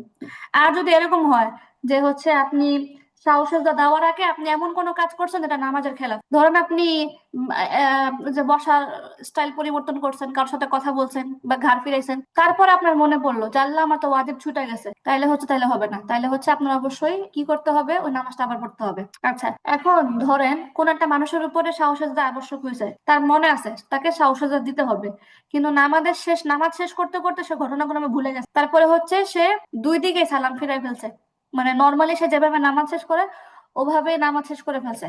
তো দুই দিকে সালাম ফিরানোর সঙ্গে সঙ্গে তার মনে পড়ছে, আল্লাহ আমি দুই দিকে সালাম ফিরালাম কেন, আমি তো একদিকে সালাম ফিরাই আমি শাহসুজা দিব। তো তখনও তার জন্য একটা সুযোগ আছে, সে যদি ওই যে যেটা বললাম দুই দিকে সালাম ফিরানোর পরে সে যদি নামাজের ওই অবস্থাতেই থাকে, মানে ওরকমই বসে থাকে এবং ঘাড় না ফিরায় কথা না বলে ওই অবস্থাতে থাকে, তাহলে হচ্ছে সে কি করবে, দুই দিকে সালাম ফিরানো সত্ত্বেও সে হচ্ছে আবার সিজদা দিবে এবং নর্মালি শাহসুজা আদায় করবে, তাহলে তার নামাজ হয়ে যাবে। কিন্তু কার উপর শাহসুজা বাকি ছিল, কিন্তু সে হচ্ছে ভুলেও গেছে, প্লাস হচ্ছে আপনার দুই দিকে সালাম ফিরায় সে নামাজের উল্টা পুল্টা কোনো কাজ করছে, কথা বলছে বা কিছু একটা করছে, এরপরে তার মনে বলল আল্লাহ আমার তো শাহসুজা বাকি, তাইলে হবে না, তাহলে তার নামাজটা আবার পড়তে হবে। আচ্ছা, যাই হোক আপু তার, হ্যাঁ আপু। আপু মেয়েরা যদি নামাজের মধ্যে যদি ওই যে সূরাগুলো একটু জোরে জোরে বলে, মানে মনে মনে না বলে একটু জোরে জোরে বলে, আপু সমস্যা হয়? মনে মনে বলতে আমরা মনে মনে যেটা বলি এটা হচ্ছে একদমই ঠোঁট নাড়ে এরকম, কিন্তু এতটুকু হালকা জোরে যতটুকু আপনি শুধু আপনি শুনেন ফিস ফিস ফিস ফিস, ওটা হচ্ছে যেহেতু আপনাদের এখন শিক্ষার একটা বিষয়, অসুবিধা নাই, এটা জোরে বলে না, নর্মালি হচ্ছে হ্যাঁ আপু, অত না জোরে পড়বে না, কিন্তু হচ্ছে বাস হালকা, যা আপনি আপনার কানে শুনতেছেন, না আপনার আপু আশেপাশের মানুষ শুনতেছে না, তাহলে সমস্যা নাই। কিন্তু আপু বাসার মধ্যে তো মাঝে মধ্যে আব্বু থাকে, মানে ওই রুমে, কিন্তু আব্বু তো মেবি বা আম্মু শোনে, এটা কি সমস্যা হইব? আপু নামাজ মূলত মেয়েদের নামাজ হচ্ছে আস্তে পড়বে, মেয়েদের নামাজ জোরে পড়বে এরকম কোথাও নাই, আস্তে পড়বে। যেটা বললাম যেহেতু এখন আপনারা শুদ্ধ করতেছেন, হালকা একটু ফিসফিস আওয়াজ, যেন আপনি আপনার কথাটা শুনতে পারতেছেন, আপনি আপনার পড়াটা শুনতে পারতেছেন, আশেপাশের কোনো মানুষ নর্মালি হচ্ছে সে আপনারটা শুনতেছে না। যেমন আমরা যদি আস্তে আস্তে কথাও হ্যাঁ বলি মানুষ কিন্তু শুনে, কিন্তু নামাজের মধ্যে যেটা, এটা হচ্ছে একেবারে মনে মনে পড়াচ্ছে, হালকা একটু আওয়াজ করে পড়া, যেন হচ্ছে আপনি কি পড়তেছেন আপনি আপনার কানে শুনতেছেন, এটা আপু ঠিক আছে, অসুবিধা নেই। হ্যাঁ হ্যাঁ আপু, মনে আপু মনে পড়লে মনে হয় না যে জি শুদ্ধ, আপু। সব মনে হয় আপু অশুদ্ধ করছে। আমরা জি সাহু আপু। সিজদাটা কখন দিব, একেবারে নামাজের শেষে নাকি নামাজের জি মধ্যে? আপু, এটা আমিও জিজ্ঞেস করবো করে, আর একবার একটু আচ্ছা, বলে দিবেন সাহসের দ্বারা করতে হয়। আচ্ছা সাহসের দ্বার বলতেছি। সাহসের দ্বার হচ্ছে দুইভাবে দেওয়া যায়। একটা হচ্ছে আপনি লাস্টের রাকাতে আপনি শুধু তাশাহুদ পড়লেন, ঠিক আছে, শুধু তাশাহুদ পড়লেন মানে আত্তাহিয়াতু বললেন, পরেই হচ্ছে আপনি ডান দিকে সালাম ফিরালেন, ফিরায়ে তারপরে হচ্ছে আপনি দুইটা সিজদা দিবেন, সিজদা দিয়ে আবার হচ্ছে সাহস মানে তাশাহুদ, দুরুদ শরীফ, দোয়া মাসুরা পরে নর্মালি হচ্ছে দুই দিকে সালাম ফিরালেন, এটা হচ্ছে একটা। আরেকটা হচ্ছে যে আপনি প্রথমেই হচ্ছে তাশাহুদ, তারপরে দরুদ শরীফ, তারপরে দোয়া মাসুরা পরে ডান দিকে সালাম ফিরাবেন, তারপরে দুইটা সিজদা দিবেন, তারপরে শুধু তাশাহুদ পরে দুই দিকে সালাম ফিরায় ফেলবেন। মানে হয়তো আগে সবগুলো পড়বেন পরে শুধু তাশাহুদ পড়বেন, অথবা আগে শুধু তাশাহুদ পড়বেন পরে সবগুলো পড়বেন, দুইটার যে কোনো একটা। আচ্ছা আপু, আপু সিজদা দিতে দিতে হবে? ওই শেষদায় কি আমরা ওই যে ওই সুবহানা রব্বিয়াল আলা পড়িটা বলতে হবে হ্যাঁ নাকি হ্যাঁ আপু, জাস্ট ওটা এমনি ওটা শেষদা দিব? নর্মালি আমাদের সেজদার মতোই। আচ্ছা। তার আপু নিয়ম কি? সেজদা কি দুইটা দিতে হবে? হ্যাঁ হ্যাঁ আপু, অবশ্যই দুইটা দেওয়া লাগবে। আচ্ছা, তারপরে হচ্ছে এখন হচ্ছে নামাজ ভঙ্গের কারণ, কোন কোন কারণে আমাদের নামাজটা ভেঙে যায় এটা বলতেছে। এক নাম্বার হচ্ছে নামাজে অশুদ্ধ পড়া, খেয়াল করি আল্লাহরে ভয় করি সবাই। আচ্ছা, নামাজে অশুদ্ধ পড়া। তারপরে হচ্ছে দুই নাম্বার নামাজের ভিতরে কথা বলা। তিন নাম্বার হচ্ছে কোনো লোককে সালাম দেওয়া, সালামের উত্তর দেওয়া। চার নাম্বার। পাঁচ নাম্বার আহ শব্দ করা। মানে আমরা অনেক সময় বিরক্ত হয়ে বা কিছু ধরেন আপনার মশা কামড়াইতেছে, আপনি বলেন উফ, আপনার নামাজ ভেঙে যাবে, বুঝছেন, এরকম কোন ধরনের এলোমেলো শব্দ করে নামাজ ভেঙে যায়। তারপরে হচ্ছে বিনা ওজোরে কাশি দেওয়া, মানে হচ্ছে আপনার কাশি পাচ্ছে না, কিন্তু অনেক সময় আমরা মানে ধরেন এটা কি বলে ফালতু কাশি দেওয়া, ওজোর ছাড়া কাশি দিলে নামাজের মধ্যে অনেক সময় দেখা গেছে আমরা অর্থবোধক কাশি দিই। এটা কেমন, ধরেন আপনি আপনার সামনে কেউ কথা বলতেছে বা একটা মজলিসের মধ্যে আপনারা কথা বলতেছেন, কেউ এখন কেউ যদি বেশি উল্টা পুল্টা কথা বলে তখন কিন্তু অনেক গলা সময় আমরা ছাড়া কাশি, দেওয়া আর কি। আমরা কাশি দিয়ে সতর্ক করি বা হচ্ছে টপিক চেঞ্জ করার চেষ্টা করি, বিভিন্ন রকমের ইঙ্গিতমূলক কাশি আমরা দেই, যারা হচ্ছে বুঝমান দেই। তো হচ্ছে নামাজের মধ্যে কোনো উল্টা পাল্টা কিছু করলে কিন্তু নামাজ ভেঙে যাবে। তারপরে হচ্ছে আমলে কাসির করা। এখন আমলে কাসির মানে কি, এটা একটা বিষয়।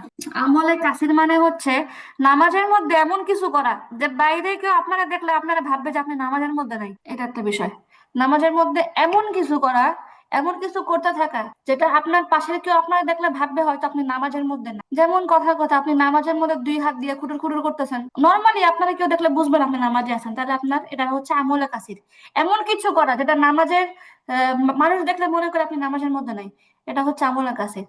তো এটা আবার কেউ নির্দিষ্ট করে ব্যাখ্যা করছে, নামাজের মধ্যে আপনি কোনো কারণে 1 হাত নাড়াইতে পারবেন, 1 হাত দিয়ে কাপড় ঠিক মানে কিছু একটা কোথাও বেশি চুলকাইতেছে একটা করলেন, বা 1 হাত দিয়ে আপনি কিছু করতে পারবেন চাইলে। কিন্তু নামাজের 2 হাত ব্যবহার করলে এটা আমলের কাসির হয় এবং হচ্ছে নামাজ ভেঙে যায়। তারপরে হচ্ছে কি বলছে 8 নাম্বার, বিপদে বা বেদনায় শব্দ করে কাঁদা। তারপরে হচ্ছে 9 নাম্বার, আচ্ছা এখানে একটা বিষয়, এখানে হচ্ছে বিপদে বা বেদনায় শব্দ করে কাঁদা, তাই না? এটা হচ্ছে দুনিয়াবি বিপদে বা কোনো একটা খারাপ কিছু আপনার মনে পড়ছে, কান্না এসে পড়ছে, কান্না করতে করতে হেঁচকি উঠে গেছে, জোরে জোরে কান্না এসে পড়ছে, এরকম।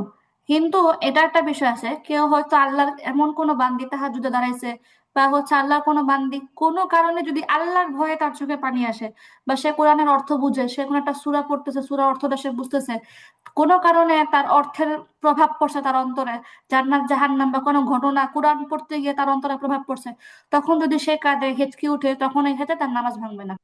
তারপর যে 9 নাম্বার, 3 তাসবিহ পরিমাণ সময় সতর খুলে থাকা, এটা একটা বিষয়। আমরা যে নামাজের সতর বুঝে শুনে আসছি একটু আগে, যে মুখমণ্ডল, 2 হাতের কবজি এবং 2 পা টাকনুর নিচে ছাড়া পুরোটাই হচ্ছে সতর। এখন এই ক্ষেত্রেও আলেম ওলামারা ব্যাখ্যা করছে যে হচ্ছে আপনার একটা অঙ্গ, যে কোনো অঙ্গ, ধরেন হাত অথবা পা অথবা এরকম যে কোনো একটা অঙ্গ যদি 4 ভাগের 1 ভাগ 1 ভাগ পরিমাণ খুলে যায় বা খুলে থাকে এতটুকু সময়, যতটুকু সময় হচ্ছে আপনি 3 বার তাসবিহ পড়তে পারেন, তাহলে হচ্ছে নামাজ ভেঙে যাবে। এই জন্য কেয়ারফুলি হয়ে গুছায় গাছায় নামাজ দাঁড়াতে হবে। তারপরে হচ্ছে কি বলতেছে 10 নাম্বার, মুক্তাদি ছাড়া অপর ব্যক্তির লোকমা গ্রহণ করে। এটা হচ্ছে নামাজের মধ্যে ইমাম সাহেব মনে করেন তারাবির নামাজ পড়াইতেছে, তারাবির নামাজের তো বেসিক ভাবে খতম পড়ে, কোরআনের বিভিন্ন জায়গা থেকে পড়ে, যেখানে হচ্ছে স্বাভাবিকভাবেই ভুল হওয়ার সম্ভাবনা থাকে, ওটা পুরো কোরআন থেকে পড়ে স্বাভাবিক একটু একটু লোকমা, লোকমা মানে হচ্ছে ভুল, ঠিক আছে, লোকমা যাইতেই পারে। তো এই জন্য আপনি দেখবেন সকল তারাবির মসজিদে সবসময় নিয়ম থাকবে অন্তত কমপক্ষে 2 জন হাফেজ সাহেব নিয়োগ করে, 2 জন হাফেজ সাহেব নিয়োগ করে। এটা তো হচ্ছে হয়তো তারা ভাগ ভাগ করে পড়ায়, এটা তো ঠিক আছে। তারপরে মনে করেন এটার একটা অন্যতম কারণ হচ্ছে যাতে করে একজন আরেকজনের ভুল ধরতে পারে নামাজের মধ্যে। এখন নামাজের মধ্যে আমি হঠাৎ ভুলে গেছি বা পেছ লাগাইতেছি, আমার সঙ্গে যদি অন্য কোনো হাফেজ সাহেব না থাকে, আমার এটা ঠিক করাবে কে, তাই না? তো হচ্ছে এটা একটা বিষয়। এখন হচ্ছে নিয়ম হচ্ছে আপনার নামাজে আপনি যাদের ইমামতি করতেছেন তাদের মধ্যেই কেউ হচ্ছে আপনাকে ভুলটা ঠিক করাইতে হবে, এটা হচ্ছে নিয়ম। এখন মনে করেন আপনার সামনে কেউ জামাত পড়তেছে, তারপরে ইমাম সাহেব কোনো ভুল করতেছে, আপনি হচ্ছেন তার নামাজের মধ্যে নাই, তো আপনি বাইরে থেকে তার লোকমাটা ধরে দিলেন, তাইলে তার নামাজ ভেঙে যাবে। কিন্তু যদি আপনি নামাজেই থাকেন তার পিছনে, আপনি তখন ওই অবস্থায় ধরলে অসুবিধা নাই। তাহলে এটা হচ্ছে মুক্তাদি, যারা হচ্ছে ইমামের পিছনে নামাজ পড়ে। এরা ছাড়া বাইরের কোনো মানুষ যদি তার লোকমা নেয় ভুল ধরে, তাহলে না, তাদের নামাজটা ভেঙে যাবে। আচ্ছা, তারপরে কি বলতেছে 11 নাম্বার, সুসংবাদ দুঃসংবাদের উত্তর দেওয়া, মানে হচ্ছে বললো কি যে একটা ভালো কিছু বললো, আপনি নামাজের মধ্যে বলে ওঠেন আলহামদুলিল্লাহ, বা একটা খারাপ কিছু বললো আপনি নামাজের মধ্যে বলেন ইন্নালিল্লাহ, তাহলে নামাজ ভাঙবে। তারপরে হচ্ছে 12 নাম্বার, নাপাক জায়গায় সিজদা করা, নামাজ হবে না। 13 নাম্বার, কিবলার দিক থেকে সিনা ঘুরে যাওয়া, মানে হচ্ছে আপনি পশ্চিম দিকে, আপনি কিবলার দিকে মুখ করে দাঁড়াইছেন, দাঁড়ায় হচ্ছে নামাজের মধ্যে ব্যাখালিতে আপনার হচ্ছে পুরা সিনা কেবলার দিক থেকে অন্যদিকে বাঁকা হয়ে ঘুরে আছে, তাহলে হচ্ছে আপনার নামাজ হবে না। তারপর 14 নাম্বার হচ্ছে কোরআন শরীফ দেখে পড়া, নামাজ হবে না। তারপরে 15 নাম্বার হচ্ছে নামাজের শব্দ করে হাসা, এটা একটু আগে বলছিলাম। তারপর 16 নাম্বার হচ্ছে নামাজের দুনিয়াবি কোনো কিছু প্রার্থনা করা। এটা আবার কেমন, এটা হচ্ছে মনে মনে না, আপনি নামাজের মধ্যেই শুরু করলেন, একটা কথা বলা নিষেধ, কথা তো মানুষ মানুষের সাথে বলে, তারপর নামাজের মধ্যেই আপনি আল্লাহ মানে আল্লাহর কাছে বললেন আল্লাহ এটা করো এটা করে দাও, নামাজ রেখা, নামাজ হবে না। তারপরে হচ্ছে 17 নাম্বার, হাসির উত্তর দেওয়া। কেউ নামাজের মধ্যে হাসি দিলে নামাজের মধ্যে বলে আলহামদুলিল্লাহ, নামাজ ভাঙবে। অথবা মনে করেন নামাজের মধ্যে একজন আলহামদুলিল্লাহ পড়ছে, এত নামাজ ভাঙছে, আপনি বলেন ইয়ারহামুকাল্লাহ, আপনার নামাজ ভেঙে যাবে। তারপরে হচ্ছে নামাজে খাওয়া বা পান করা, ধরেন আপনার মুখে চকলেট আছে, আপনি চকলেট নিয়ে নামাজ ধরাই গেলেন, আপনার নামাজ হবে না, এরকম আর কি কথার কথা। তারপরে হচ্ছে উম এখানে একটা কথা আছে, এখানে ওলামায়ে কেরাম বিস্তারিত বলছে, ধরেন অনেক সময় আমরা যে রমজান মাসে ইফতারি কইরাই সঙ্গে সঙ্গে নামাজ ধরা যায়, তাই না? তো ইফতারির মধ্যে আমরা কি খাই, বুট মুড়ি খাই, এটা ওটা খাই, ভাজা ভুনা খাই নর্মালি। তো অনেক সময় এরকম হতে পারে আমরা দ্রুত খাই, ওই সময় নামাজে তাড়া থাকে, হয়তো আমাদের দাঁতের ফাঁকে ফুঁকে কোথাও কোনো খাবার, ছোট খাবারের কোনো কণা ঢুকে আছে, এরকম হয় না অনেক সময়? বা অনেক সময় হচ্ছে কথা বলতে গেলে, হ্যাঁ, বা কোনো ফাঁকে হচ্ছে দাঁতের মধ্যে কোনো খাবারের কণা থাকে, ওটা আমরা গিলে ফেলি, অনেক সময় এরকম হয়। তো এখানে বলছে নামাজের মধ্যে যদি এরকম খাবারের ছোট কণা যদি কেউ হচ্ছে দাঁতের মধ্যে থেকে এবং সেটা সে গিলে ফেলে নামাজের মধ্যে, ওইটা হচ্ছে খাওয়ার অন্তর্ভুক্ত হবে না, তাহলে হচ্ছে তার অসুবিধা হবে না।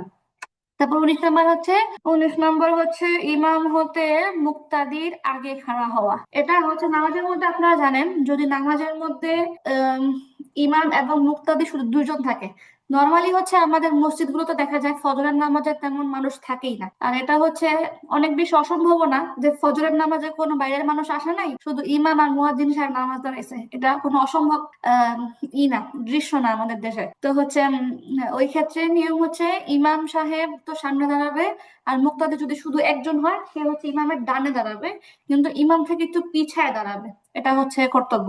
আর যখনই মুক্তাদি দুইজন হবে, ইমাম সহ তিনজন হবে, তাহলে অবশ্যই তারা হচ্ছে পিছনে দাঁড়াবে। এখন ধরেন কেউ যদি ঘটনাক্রমে ইমামের একটু আগে চলে যায়, ইমামের আগে দাঁড়ায়, তাহলে তাদের নামাজ হবে না। আচ্ছা, তো আলহামদুলিল্লাহ আমাদের হচ্ছে মাসলা মাসাইল শেষ হয়ে গেল। এবার আমরা একটু দেখি জাস্ট হচ্ছে আমাদের দোয়া কতটুকু বাকি আছে, এটা একটু দেখি আমরা। আচ্ছা, তো হচ্ছে দোয়াগুলো আমার সাথে একটু একটু শুধু পড়াই দেখছে। ঘরে প্রবেশ করাটা গতকাল পড়ানো হচ্ছে, এখান থেকে আবার শুরু করি। আচ্ছা, সবাই হচ্ছে আনমিউট করে রাখেন, আমার সাথে একটু পড়বেন। ওকে, ঘরে বা অন্য কোথাও প্রবেশ করার সময় এই দোয়া পড়বেন। বিসমিল্লাহির রহমানির রহিম। আল্লাহুম্মা ইন্নী আসআলুকা আল্লাহুম্মা إني আসআলুকা أسألك খায়রাল মাউলিদি খায়রাল মাউলিদি ওয়া খায়রাল মাখরাজি ওয়া وخير খায়রাল المخرج বিসমিল্লাহি মাখরাজি ওয়ালাদনা বিসমিল্লাহি بسم ওয়ালাকানা الله ولدنا ওয়া বিসমিল্লাহি খরাজনা ওয়া বিসমিল্লাহি খরাজনা وبسم خرجنا ওয়া আলাল্লাহি রাব্বিনা তাওয়াক্কালনা ওয়া আলাল্লাহি রাব্বিনা তাওয়াক্কালনা তাওয়াক্কালনা। তাওয়াক্কালনা কাফ হবে, কফের মতো মোটা হবে না। আচ্ছা, এটা অর্থটা কি? অর্থটা সুন্দর, যে হে আল্লাহ, আমি আপনার নিকট ভিতরে প্রবেশ করার এবং বের হওয়ার মঙ্গল কামনা করতেছি, এবং হে আল্লাহ, আমি আল্লাহ আপনার নামে প্রবেশ করলাম, আপনার নামে হচ্ছে বের হলাম, এবং আমাদের প্রতিপালক আমরা আমাদের প্রতিপালক আল্লাহর উপরেই ভরসা করলাম। এখানে একটা সুন্দর পয়েন্টটা হচ্ছে প্রথমে কি বলছে, যে আমি ঘরে প্রবেশ করার এবং ঘর থেকে বের হওয়ার দুইটারই মঙ্গল কামনা করি। এখন ঘর থেকে বের হওয়াটা তো আমরা নর্মালি বুঝতে পারি, ঘর থেকে বের হইলে কত বিপদ আপদ হইতে পারে, তো আমরা তার থেকে আগে আল্লাহর কাছে মঙ্গল চাইতেছি। এখন ঘরে ঢোকার ক্ষেত্রে কেন বললো মঙ্গল? কারণ হচ্ছে আপনার ঘরে কি বিপদ চাইলে আসতে পারে না? অবশ্যই যে কোনো সময় আসতে পারে। বিপদ ঘরের বাইরে যেমন হতে পারে, ঘরের ভিতরেও থাকতে পারে। তো হচ্ছে এই জন্য আল্লাহর কাছে দোনো দিকের মঙ্গল চাওয়া উদ্দেশ্য। আচ্ছা, তারপরে হচ্ছে আপু ঘর থেকে বের। হ্যাঁ আপু। আপু আমার একটা কথা ছিল আপু, যে নাপাক জায়গায় সিজদা করা আপু, আমরা যখন হাসপাতালে যাই রুগী দেখতে, তখন তো ওইখানে নামাজের একটা থাকে না, যদি আমরা ওইখানে জায়নামাজ বিছিয়ে নামাজ পড়ি তাহলে কি আমাদের নামাজটা হবে? হ্যাঁ হ্যাঁ আপু, হ্যাঁ, জানামাজ নামাজ নামাজ পড়লে হবে। যে কোনো জায়গায় আপু, না সাইডে একটু দাঁড়ায় নামাজ পড়লে হয়ে যাবে না? হ্যাঁ হ্যাঁ আপু, অবশ্যই জানার ব্যবস্থা নামাজ পড়লে হবে।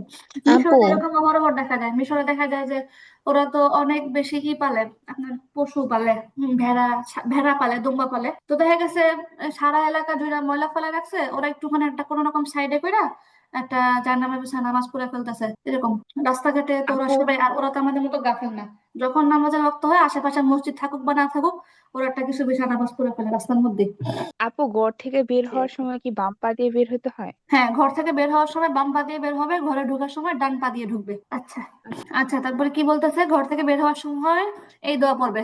বিসমিল্লাহি বিসমিল্লাহ বিসমিল্লাহি বিসমিল্লাহ তাওয়াক্কালতু আলাল্লাহি তাওয়াক্কালতু তাওয়াক্কালতু আলাল্লাহি আলাল্লাহি توكلت على الله তাওয়াক্কালতু আলাল্লাহি তাওয়াক্কালতু توكلت على আলাল্লাহি الله তাওয়াক্কালতু আলাল্লাহি توكلت তাওয়াক্কালতু তাওয়াক্কালতু আলা على আলাল্লাহি الله লা হাওলা ওয়ালা কুওয়াতা লা লা لا হাওলা হাওলা ওয়ালা حول কুওয়াতা ولا قوة ইল্লা বিল্লাহ।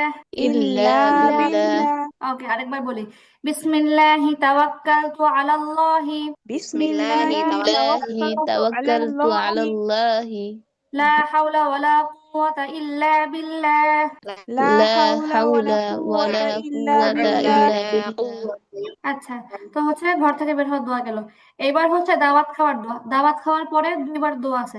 একটা হচ্ছে আপনি চুপি চুপি পড়বেন, একটা হচ্ছে তাকে শুনায় বলবেন। দুই ধরনের। আচ্ছা, এর আগে হচ্ছে ওটা অর্থটা একটু বলে নেই। আমরা যেটা আগে ঘর থেকে বের হওয়ার দোয়াটা বললাম, এটা অর্থ হচ্ছে, হ্যাঁ আমি আল্লাহ তাআলার নামে বের হলাম, আল্লাহ তাআলার উপরেই ভরসা করলাম, আল্লাহর তৌফিক ছাড়া গুনাহ থেকে বেঁচে থাকা বা কোনো নেক কাজ করা কখনোই সম্ভব নয়। এটা হচ্ছে লাস্টের যে কথাটা বলছে, লা হাওলা ওয়ালা কুওয়াতা ইল্লা বিল্লাহ, আল্লাহর তৌফিক ছাড়া গুনাহ থেকে বাঁচা বা কোনো নেক কাজ করা কখনোই সম্ভব না। এটা অনেক বড় একটা আকীদা, এবং এটা হচ্ছে আল্লাহর কাছে অনেক পছন্দনীয় একটা দোয়া বা একটা বাক্য বলতে পারেন। এটা বললে ঈমান বাড়ে এবং আল্লাহর কাছে মানুষের কদর বাড়ে। লা হাওলা ওয়ালা কুওয়াতা ইল্লা বিল্লাহ, এটা বললে শয়তান থাকে না। শয়তান তো সবসময় যে কোনো ভাবে আমাদেরকে ওয়াসওয়াসা দেওয়ার চেষ্টা করে। তো এটা হচ্ছে শয়তানের ওয়াসওয়াসার অনেক বড় একটা পয়েন্ট। আমরা যখনই কোনো ভালো কাজ করি, আমাদের নিজেদের অনেক একটু মানে না চাইতো একটু বড় ফিল হয় যে আমি এটা করছি, একটা গর্ব অনুভব হয়। বা যখনই আমরা কোনো গুনাহ থেকে বাঁচি, নিজের অনেক বড় কিছু মনে হয়, আমি মনে হয় যে আমি অনেক সবার থেকে অনেক ভালো, আমি এই কাজটা করি নাই। এটা শয়তানের একটা ধোঁকা। তখন বেশি বেশি লা হাওলা ওয়ালা কুওয়াতা ইল্লা বিল্লাহ পড়তে হবে। আচ্ছা, তারপরে হচ্ছে দাওয়াত খাওয়ার পরে বলতেছে, কোথাও দাওয়াত খেলে প্রথমে আল্লাহ তাআলা শুকর আদায় করবে, তারপরে মেজবানের জন্য দুটি দোয়া করবে। প্রথমত হচ্ছে চুপে চুপে নিম্নের দোয়াটি পড়বে। আচ্ছা, দেখি আমরা। আল্লাহুম্মা اللهم আল্লাহুম্মা আল্লাহ আত'ইম মান أطعم من মান আত'আমানি আত'আমানি أطعمني ওয়াসকি মান সাকানি। ওয়াসাকি মান واسقي من সাকানি। سقاني তানিয়া আপু আছেন? জি আপু। আল্লাহুম্মা আত'ইম মান আত'আমানি আল্লাহুম্মা আত'ইম اللهم মান أطعم من আত'আমানি أطعمني ওয়াসকি মান সাকানি। ওয়াসাকি واسقي মান من সাকানি। سقاني এটার অর্থ কি? এটা হচ্ছে চুপে চুপে পড়তে বলছে। হে আল্লাহ, যে আমাকে আহার করিয়েছে আপনি তাকে আহার দান করুন, এবং যে আমাকে পান করিয়েছে আপনি তাকে পান করান। মানে সুন্দর একটা দোয়া করছে যে হে আল্লাহ, যে আমাকে খাওয়ালো আপনি তাকে খাওয়ান, আর যে আমাকে পান করালো আপনি তাকে পান করান। এক কথায় আপনি তার রিজিকে বরকত দান করুন। আর হাদিসের মধ্যে বর্ণিত যে মানে ইসলামে অনেক বেশি উৎসাহ দেওয়া হয়েছে মেহমানদারির প্রতি। মেহমানকে এমনও বলা হয়েছে যে নাকি আল্লাহ এবং আখিরাতের প্রতি বিশ্বাস রাখে, সেজন্য অবশ্যই তার মেহমানকে সম্মান করে। এত বড় একটা কথা বলছে, যার মধ্যে আল্লাহর প্রতি বিশ্বাস আছে সেজন্য অবশ্যই মেহমানের সম্মান করে, সেজন্য মেহমানের কুলক্ষণে মনে না করে, মেহমানের ঝামেলা মনে না করে, মেহমানের সঙ্গে মুখ কালো করে না থাকে, মেহমানের সঙ্গে এমন কোনো আচরণ না করে যা তাকে অস্বস্তি ফিল করায়। হ্যাঁ, এটা হচ্ছে অনেক মানে মেহমানকে সম্মান করা, এই কথাটা অনেক ব্যাপক একটা জিনিস। মেহমানকে সাদরে গ্রহণ করা, তার সাথে তার সামনে কৃপণতা না করা, তাকে তার সামনে হাসি খুশি প্রাণোচ্ছল থাকা, তাকে হচ্ছে সহ তার মধ্যে একটা স্বস্তি ফিল করানো, এটা অনেক বড় একটা জিনিস। আর আরবের মধ্যে তো উটের অনেক প্রচলন। তো হচ্ছে ওরা যখন উট জবাই করে, তখন উটের যে সম্ভবত কি বলে এটারে, পাঁজরের অংশ, ওখানে এক ধরনের একটা গোশত আছে, গোশতগুলো অনেক সুস্বাদু। উটের একটা নির্দিষ্ট জায়গার গোশত আছে, গোশতটা অনেক সুস্বাদু। তো ওরা যখনই উট জবাই করে, উট জবাই করলে সঙ্গে সঙ্গে সবার আগে ওই জায়গার গোশতটা আলাদা করে ওটা হচ্ছে দ্রুত ঘরে পাঠায় দেয়, ওইটা আগে আগে রান্না বসানোর জন্য, যাতে করে উট কাটা শেষ হইতে হইতে ওরা গিয়া ওই গোশত খাইতে পারে এবং ওই মজার গোশতটা খাইতে পারে। এবং এই কাজটা ওরা খুব দ্রুত করে। মানে উট তো ওরা জবাই করে না, উট তো নহর করে। মানে হচ্ছে উটের বুকে ফাড়ে, উটের গলা কাটা না। তো হচ্ছে উটের বুকে ফেরেই হচ্ছে খুব দ্রুত ওই গোশতটাকে পাঠায় এবং ওটা দ্রুত রান্না বসায়। তো যাই হোক, এখানে একটা হাদিসের মধ্যে একটা মিল রেখে বলা হয়েছে যে যেমনই ভাবে উট জবাই করার পরে ওই গোশতটা দ্রুত হচ্ছে ঘরে পাঠানো হয় এবং এটা রান্না করা হয়, তো বলা হয়েছে যারা নাকি মেহমান সম্মান করে এবং যাদের ঘরে মেহমান বেশি বেশি আসে, তাদের ঘরে হচ্ছে আল্লাহর পক্ষ থেকে বরকত তার চেয়ে দ্রুত ধাবিত হয়। মানে এটা একটা উদাহরণ দিয়ে হাদিসের মধ্যে বলা হয়েছে যে এরা যেমন ওই উটের গোশতটা খুব দ্রুত হচ্ছে এটা প্রস্তুত করার জন্য তৈরি করে আলাদা করে, তো বলছে যাদের ঘরে মেহমান বেশি আসে, মেহমানের কদর করা হয়, এদের ঘরে আল্লাহর পক্ষ থেকে রিজিকে বারাকা তার চেয়ে বেশি দ্রুত গতিতে ধাবিত হয়। এটা অনেক বড় একটা জিনিস। মেহমানদারি বর্তমানে আমাদের হচ্ছে বর্তমান কি বলে আসসালামু আলাইকুম। হ্যাঁ মনির আপু, কি অবস্থা? আপনার তো ভাবছিলাম আজকে শেষ দিনে পাবো না। এই তো আপু ভালো আছি। আপু আমি তো হসপিটালে, মানে হসপিটালে কার কি হয়েছে? হঠাৎ করে আমার শ্বশুর হচ্ছে হার্ট অ্যাটাক করছে, ওনাকে ইন্না তাড়াতাড়ি করে লিল্লাহ, হসপিটালে নিয়ে আসা হয়েছে। ইন্না লিল্লাহ। এখন কি অবস্থা আব্বু? এখন হচ্ছে এই যে ভর্তি করার জন্য বলছে ইমার্জেন্সিতে। এখন ওহো, ভর্তি হওয়ার পরে বোঝা যাবে যে কি বলে, বাবার সাথে কথা বলেন এখন। আপনার শাশুড়ি কোথায়, এখানে না বাসায়? না, উনি বাসায়। আল্লাহ হেফাজত করুক, আল্লাহ হেফাজত করুক। ঠিক আছে আপু, আপনি অনেক ব্যস্ত। হ্যাঁ আপু দোয়া করেন। হ্যাঁ হ্যাঁ আপু, ফিয়ামানিল্লাহ, হ্যাঁ আপু আল্লাহ আমি থাকতে পারলাম না। আল্লাহ ভরসা। ঠিক আছে আচ্ছা আপু। আচ্ছা আপু, ঠিক আছে।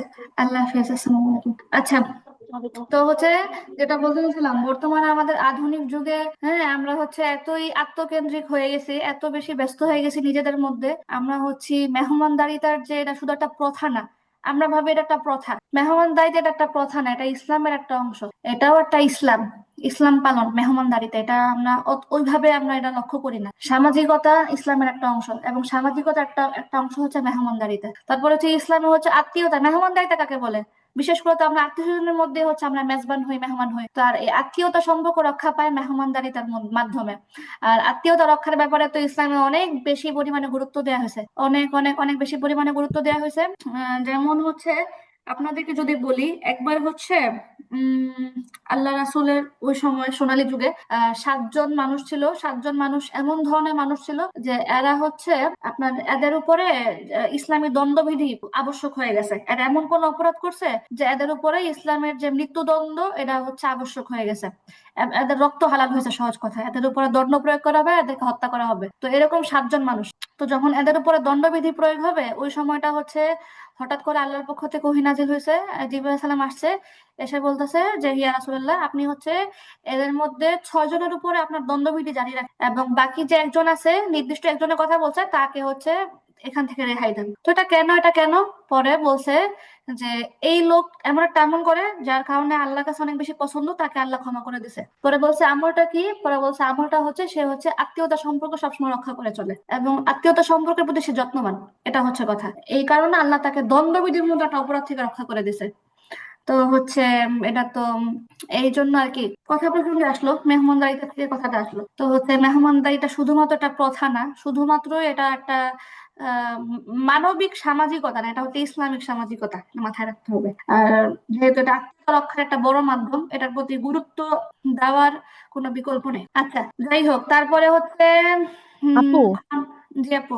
আপু উট মানে উটের কেন গলা জবাই করা হয় না? ও আপু, এটা হচ্ছে নিয়ম, বুঝছেন? উটের গলা জবাই করে না। উটের হচ্ছে আপনার উট দাঁড় করায়, সিরিয়ালে অনেকগুলো উট দাঁড় করায়। তারপরে উটের বলা হয় নহর করে। তারপরে হচ্ছে দাঁড় করে। উটের চামড়া অনেক পাতলা, গরুর মতো এত মানে পোঁচান লাগে না এই ছুরি দিয়ে। তারপরে যেটা করে, একটা তরবারি নাই, তরবারি নিয়ে আপনার হচ্ছে সবগুলো উট সিরিয়ালে বাইধা দাঁড় করায় আপনার হচ্ছে সবগুলোর একসাথে একটা পোঁচ দেয় বুক বরাবর। তো এক পচে মনে করেন সব খালাস হয়ে যায়। এটা নিয়ম আর কি আপু, উটের ক্ষেত্রে এমনই নিয়ম। উট নহর করে, পরে হচ্ছে সবগুলো দাঁড়ানো থেকে ঠাস ঠাস করে পড়ে যায়, এমন আর কি। আচ্ছা আপু, তারপরে হচ্ছে আপু কর্নাকা। হ্যাঁ আপু। আপু আপু যদি কোনো প্রাণী মানে আপু মুরগি, আপু এটা যদি মানে মারা যাইবো অবস্থা কিন্তু বেঁচে আছে, ওই অবস্থায় যদি জবাই করা হয়, জবাই করলে কি ওটা খাওয়া যাবে? হ্যাঁ আপু, খাওয়া যাবে। জবাই করেই তো ফেলতে হবে ওই সময়। শুধু শুধু মানে মরলে তো হারাম হয়ে যাবে। আচ্ছা এই আচ্ছা, জন্য তো মানে নর্মালি একদম হচ্ছে মারা যাবে মানে ওইটাই তো অবস্থায়। আপু, এই জন্যই দ্রুত এইসব দেখা তো দ্রুত জবাই করে ফেলে অবশ্য, কারণ মারা গেলেই তো আর আপু আপনার হারাম হয়ে যাবে। আর আপু সবাই বলে যে মানে ছেলেদের নাকি জবাই করতে হয়, মেয়েরা কি মানে মেয়েদের কি করা যায় না? মেয়েরা কি করতে বলে পারে না নাকি? করতে পারে নাকি? হাঁস মুরগি জবাই করে না মেয়েরা? করে তো। তারপরে আমি হচ্ছে জানি না, এখন হচ্ছে সবাই বলে এটা। না না আপু, আপু এটা তো গ্রাম অঞ্চলে এগুলা মহিলারাই করে বেশিরভাগ। মহিলারাই করে। তারপর দেখা গেছে ছোট বকরি বকরি যদি থাকে না, অনেক সময় হঠাৎ করে আপনার, বিশেষ করে যাদের মেয়ে বিয়ে দেয়, শ্বশুর বাড়ির লোকজন হঠাৎ করে আসছে, অনেক সময় দেখা গেছে ছোট বকরি টকরি জবাই দিয়ে দেয়, এবং ধুমধাম করে অনেক সময়। কিন্তু নর্মালি যেটা দেখা যায়, কোরবানির ক্ষেত্রে এমন নির্দিষ্ট কিছু আছে কিনা আমি এখনো বলতে পারতেছি না। সম্ভবত হয়তো কোরবানির ক্ষেত্রে এমন কোনো নিয়ম থাকতে পারে যে হচ্ছে পুরুষরা হচ্ছে কোরবানি করবে। কারণ যদি কোরবানির ক্ষেত্রে যদি মহিলাদের জন্য বৈধতা থাকতো, তাতে এমন দুই একটা উদাহরণ দেখা যাইতো। এক্ষেত্রে সম্মত হয়তো নির্দিষ্টকরণ আছে কিছু যে কুরবানির ক্ষেত্রে পুরুষরা করে, কিন্তু হাঁস মুরগিটা তো দেখি আমরা এরা যে করে। আচ্ছা আচ্ছা। আচ্ছা, আপু হ্যাঁ। বাজারে যে মুরগি কিনতে পাওয়া যায় তখন হলো যে একজন জবাই করে, তো একজনে কি জবাই করা যায়? হ্যাঁ আপু, করা যায়, কিন্তু এখানে একটা বিষয় আছে। সেটা হচ্ছে আপনার ইসলামের নিয়ম হচ্ছে আপনি যে কোনো প্রাণী জবাই করবেন, ওদের হচ্ছে জবাইটা মানে পুরা গলা ফেলতে হবে না, কিন্তু হচ্ছে এত ভালোভাবে এবং দ্রুত জবাই করা যেন হচ্ছে এক পলকের মধ্যে হচ্ছে ওদের প্রাণ চলে যায়, ওরা হচ্ছে কষ্ট কম পায়। কিন্তু যেটা করে সাধারণত আমার চোখে পড়ে, এবং বাংলাদেশে অনেক বেশি পড়ে, আমি তারপরে ওরা যেটা করে অল্প একটু পোজ দেয়, অল্প একটু পোজ দেয়। এই মুরগি মানে এই প্রাণীটার হচ্ছে মরতে অনেক সময় লাগে এবং ছটফট করে অনেক বেশি। এটা ঠিক, এটা নিষেধ করা হয়েছে।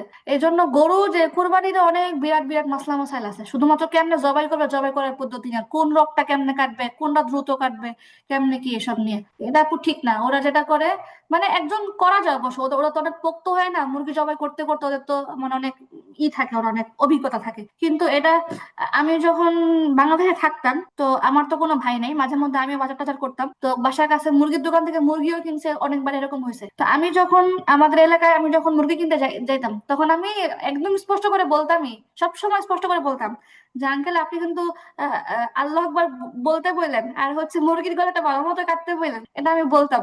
কিন্তু এরাও এটা নিয়ে মজা করতো, জানে মাদ্রাসায় পড়ি একটু বেশি খেয়াল করি। কিন্তু হচ্ছে আপু এটা আর কি নিয়ম, যে ভালো মতো কাটা এবং দ্রুত। আচ্ছা দেখো, ঠিক আছে, আমরা দোয়াটা আপু, বলি। হ্যাঁ একটা আপু। কথা ছিল। জি। তাহলে কি এই যে মুরগি যে আমরা বাজার থেকে কিনে খাই, তখন তো আম্মু আব্বু ওনারা যায় কিনে নিয়ে আয়। তো ওনারা অনেক সময় হয়তো বা বলতে পারে না, সামাজিকতা বা মানুষ অনেক থাকায় এজন্য হয়তো বা বলে না যে আল্লাহু আকবার বলে কাটো। তো এই জন্য কি আল্লাহু আকবার না বলার কারণে কি ওই খাবারটা আমাদের জন্য হারাম হয়ে যায়? আহ এখানে একটা বিষয় আছে আপু। এখানে একটা বিষয় হচ্ছে, যেমন হচ্ছে এই জন্য আপনার যারা নাকি কি বলে কাফের, আমাদের দেশে যারা হিন্দু, তারপরে হচ্ছে নন মুসলিম, সহজ কথা, এরা কোনো প্রাণী জবাই করলে আপনি খেতে পারবেন না। এদের কোনো হোটেল থেকে আপনি মাছ গোস্ত মানে মাছ তো না, আপনি গোস্ত যে ধরেন ছাগল বা হচ্ছে মুরগি মোরগ এসব যে খাবেন, এটা আপনি কেমনে খাবেন? কারণ হচ্ছে এরা তো নর্মালি তো হচ্ছে আর আল্লাহর নাম নিয়ে জবাই করবে না। আর যেই প্রাণী আল্লাহ কোরআনের মধ্যে স্পষ্ট করে বলা হয়েছে, যেই প্রাণী আল্লাহর নামে জবাই করা হয় নাই, ওই প্রাণী হচ্ছে খাওয়া হারাম। এখন যেটা আমাদের হচ্ছে মুসলিম কান্ট্রিতে যেগুলো হয়, ওরা হচ্ছে দেখা গেছে যে ওরা তো ধরেন জবাই করতে আছে একটা পর একটা, ঘন্টার মধ্যে কয়েকটা একদম কত মুরগি জবাই করে। তো ওরা যেটা করে, ওরা হচ্ছে আহ এরকম না যে আল্লাহর নাম ছাড়া করে, হয়তো বা আমাদেরকে শুনায় না, বা হচ্ছে দিনের শুরুতে তো আল্লাহর নাম নিয়েই কাজ শুরু করে, মানে এটা এরকম হয়তো না। এক্ষেত্রে হয়তো তাদের মাসালার মধ্যে একটু হালকা আছে, যেহেতু তারা সারাক্ষণ একটা কাজের মধ্যে আছে এবং প্রত্যেকবার তার বারবার আওড়াবে না, এই আর কি। এটা প্রশ্ন আসতো যদি আপনার অমুসলিম কেউ হতো, তাই তাহলে, কারণ কি অমুসলিমের ক্ষেত্রে এটা আসতো কেন? কারণ ওরা একে তো আল্লাহর নাম নেয় না, এবং ওরা হচ্ছে ওদের মুখে তো অন্য কারো নাম থাকে, আল্লাহর সঙ্গে শিরিক থাকে ওদের মুখে। এই ক্ষেত্রে ওইটা হচ্ছে কড়াকড়ি। আর মুসলিম তারা ছাড়া তো আল্লাহর সঙ্গে কারো শিরিক করে না, হয়তো আল্লাহর নাম ইনকেস ওই সময়টা নেয় না, কিন্তু মানে বিষয়টা একটু সহজতা আছে এই ক্ষেত্রে আর কি। তবে যদি তবে যদি কেউ ইচ্ছা করে, মনে করেন যে ইচ্ছা করে আল্লাহর নাম না নিল, অথবা অন্য কারো নামে প্রাণী জবাই করলো, তাহলে এটা শিরিক হবে এবং তার জবাই হবে না এটা। এই জন্য খাবার দাবার, আপু, বিশেষ করে বাইরে এখন থেকে হচ্ছে খাবার একটা খাইতে গেলে, কথা। এখন এখানে একটা বিষয় আছে। এখানে অনেকে আবার তাকওয়া অবলম্বন করে, যেমন হচ্ছে আমরা যখন মাদ্রাসায় পড়তাম, সেই মাদ্রাসা বোর্ডিং ছিল, আবাসিক, তো ওই মাদ্রাসায় পাশে মুরগির বিরাট ফার্ম ছিল, কিন্তু যেহেতু এটা মাদ্রাসা ছিল, মাদ্রাসার হুজুররা পরহেজগারিতার কারণে আপনারা হচ্ছে ওইখান থেকে সরাসরি মুরগি কিনতো না। তারা মানে মুরগি কিনতো না বলতে মুরগি জবাই করাতো না, ওরা হচ্ছে যে কয়টা মুরগি লাগে ওরা কিনতো, কিনে হচ্ছে নিজের হাতে, মানে বিষয়টা যেটা বললাম, মানে তাকুয়ার খাতিরে ওটা হচ্ছে নিজেরাই আল্লাহর নাম তৎক্ষণাৎ নিয়ে পরে জবাই করতো মুরগি। এবং আমাদেরকে বলতো যে আল্লাহর নাম নেয় নাকি না নেয় ঠিক ঠিকানা নাই, ওইখান থেকে না কিনতে, এরকম বলতো। তো এই আর কি আপু। আপু আমার একটা প্রশ্ন ছিল। বলেন। আপু কিছুদিন পর আমার একটা হিন্দু বান্ধবীর বিয়ে, তো আসলে আমি সিদ্ধান্তহীনতায় ভুগতেছি, আমি আসলে যাব কি যাব না। আচ্ছা আপু, আমি একটা কথা বলি, হ্যাঁ। কথাটা হচ্ছে আপনার কোরআনের মধ্যে স্পষ্ট করে বলা আছে যে হে মুসলমানগণ, কোন মুসলমান ছাড়া অন্য কেউ যেন তোমাদের যেটা বলা হয়েছে, ইয়া আইয়ুহাল্লাযীনা আমানু লা তাত্তাখিযু বিতারাতাম মিন দুনিকুম লা ইয়ালুনাকুম খাবালা, যে তোমাদের মধ্যকার কেউ ছাড়া অন্য কেউ যেন তোমাদের অন্তরঙ্গ বন্ধুতে পরিণত না হয়। এবং এভাবে বলা হয়েছে যে তোমরা তাদেরকে তোমাদের মানে মুমিন ছাড়া অন্য কাউকে অন্তরঙ্গ বন্ধুরূপে গ্রহণ করো না, এটা বলা হয়েছে। এবং কোরআনের মধ্যে এটারও ইঙ্গিত দেওয়া হয়েছে যে এরা যদি সুযোগ পায় তোমার ক্ষতি করতে দ্বিধা দ্বিধা করবে না, কোরআনের মধ্যে এরকম বলা হয়েছে। এখন যেহেতু আমরা সামাজিক প্রাণী, তারপর হচ্ছে আল্লাহ রাসূলের জমানা, আল্লাহ রাসূল হচ্ছে তখন তো ইহুদিদের সাথে বসবাস করতো, ইহুদি ছিল, খ্রিস্টান ছিল। তো উনি সবার সাথে আপনার ই করতো, সবার সাথে ভালো আচরণ করতো, হ্যাঁ, হাসি মুখে কথা বলতো। তারপরে হচ্ছে উম আসা যাওয়া করতো, লেনদেনও করতো, ইহুদিদের সাথে কাফেরদের সাথে লেনদেনও করতো। তো এখন যেটা হচ্ছে, কিন্তু আল্লাহ রাসূলের কোনো কাফেরের সাথে সখ্যতা ছিল না। ভালো সম্পর্ক একটা জিনিস, সখ্যতা হচ্ছে আরেক জিনিস। মানে বন্ধুত্বপূর্ণ সম্পর্ক কারোর সঙ্গে ছিল না। এবার আবার এই জন্য যে কারোর সঙ্গে গাল ফুলায় চলতেন বা হচ্ছে মুখ কালো করে চলতেন, দাম দেখাইতেন, ওরকমও ছিল না, তুচ্ছ-তাচ্ছিল্য করতেন না। লেনদেন করতেন, সামাজিকতা, উঠা বসা সবকিছু করতেন, কিন্তু হচ্ছে কারোর সঙ্গে ঘনিষ্ঠ থাকতেন না কোনো সময়, যেহেতু আল্লাহ নিষেধ ছিল। তো হচ্ছে যেহেতু আপনি এজ এ মুসলিম, আমার কাছে মনে হয় আপনার ওই ইসলামের ব্যক্তিত্ববোধের কারণে তাদের বাসায় আপনি অনুষ্ঠানে যাবেন, এটা হয়তো বা ভালো দেখায় না, যেটা আমার কাছে মনে হয়। আর হচ্ছে অবশ্যই সে যদি আপনার বাসায় আসে, আপনি তার সাদরে গ্রহণ করবেন, তার ভালো আপ্যায়ন করবেন, তার সাথে গল্প করবেন, হ্যাঁ, তার সাথে ভালো একটা যেমন আপনার সম্পর্ক ওটা থাকবে। কিন্তু এজ এ মুসলিম এটা কোনো মুসলিমের শানে আসলে যায় না। সে হচ্ছে মানে হিন্দুদের বাড়িতে বেড়াতে যাবে, অতটুকু আর কি, অতটুকু নামাটা আসলে মানে মুসলিমের, একজন মুসলিমের ব্যক্তিত্বে যায় না, এটা হচ্ছে সহজ কথা। আর যদি আপনি আসেন এখানে হালাল হারামের সম্পর্কে, তাহলে সেই ক্ষেত্রে এটা হারাম হবে না, এটা হারাম হওয়ার কোনো প্রমাণ নেই যে কোনো কাফেরের বাড়িতে যাওয়া যে হারাম, এরকম কোনো প্রমাণ নেই। বাদ বাকি হচ্ছে ওই যে যেটা বললাম, অন্তরঙ্গ সম্পর্ক রাখতে অনুৎসাহিত করা হয়েছে। যাদের সঙ্গে তোমরা অন্তরঙ্গ সম্পর্ক রাখবে না, এরা যদি সুযোগ পায় তোমার ক্ষতি করতে দুবার ভাববে না, ভাবার্থটা হচ্ছে এরকম। আর হচ্ছে আপু আমি আপনার কথা বুঝতে পারছি, কিন্তু আমি একটু সিদ্ধান্ত নিয়েছিলাম যে আমি ওখানে খাবো না, কিন্তু ফ্রেন্ড হিসাবে তো একটা গিফট দেওয়া যায়। আমি এটা চিন্তা করছিলাম যে মানে ওখানে খাওয়া তো আমার হারাম হয়ে যাবে খাওয়াটা, কারণ ওরা তো বিসমিল্লাহ বলে রান্না করে না, তারপরে জবাই করবে আচ্ছা, না। এখন যেটা বললাম আপু, আপনার ওই যে এটা হচ্ছে আপনি এটা একসাথে তো সবকিছু হয় না, যেহেতু আপনার সে আগেরই একটা পুরনো বন্ধু, তাই না? আগের যেহেতু জি পুরনো আপু। বন্ধু, আপনি যাইতে পারেন। এটা মানে ওই যে বললাম, এখানে ওই হালাল হারামের কোনো সীমা এখানে নাই। আপনি যাইতে পারবেন, তার জন্য হাদিয়াও দিতে পারবেন। আবার খাবার দাবারের প্রসঙ্গ যদি আসে, এটা যদি হচ্ছে ওই যে বললাম কোনো গোশত জাতীয়, যদি আমিষ জাতীয় কোনো খাবার দেয়, সে আমিষ জাতীয় খাবারের ক্ষেত্রে তো শর্ত হচ্ছে আপনার ওই যে আল্লাহর নামে এটা জবাই করা, তাইলে তো আপনি খাইতে পারবেন না। আর যদি নর্মালি অন্য কোনো খাবার থাকে, নিরামিষ জাতীয় কোনো খাবার বা এমনিতে নর্মালি কোনো মিষ্টান্ন, তাহলে সেই ক্ষেত্রে হচ্ছে আপনি খাইতে পারেন। কিন্তু এখানে আবার একটা, মানে আমার ভয় লাগে আসলে। কেন ভয় লাগে?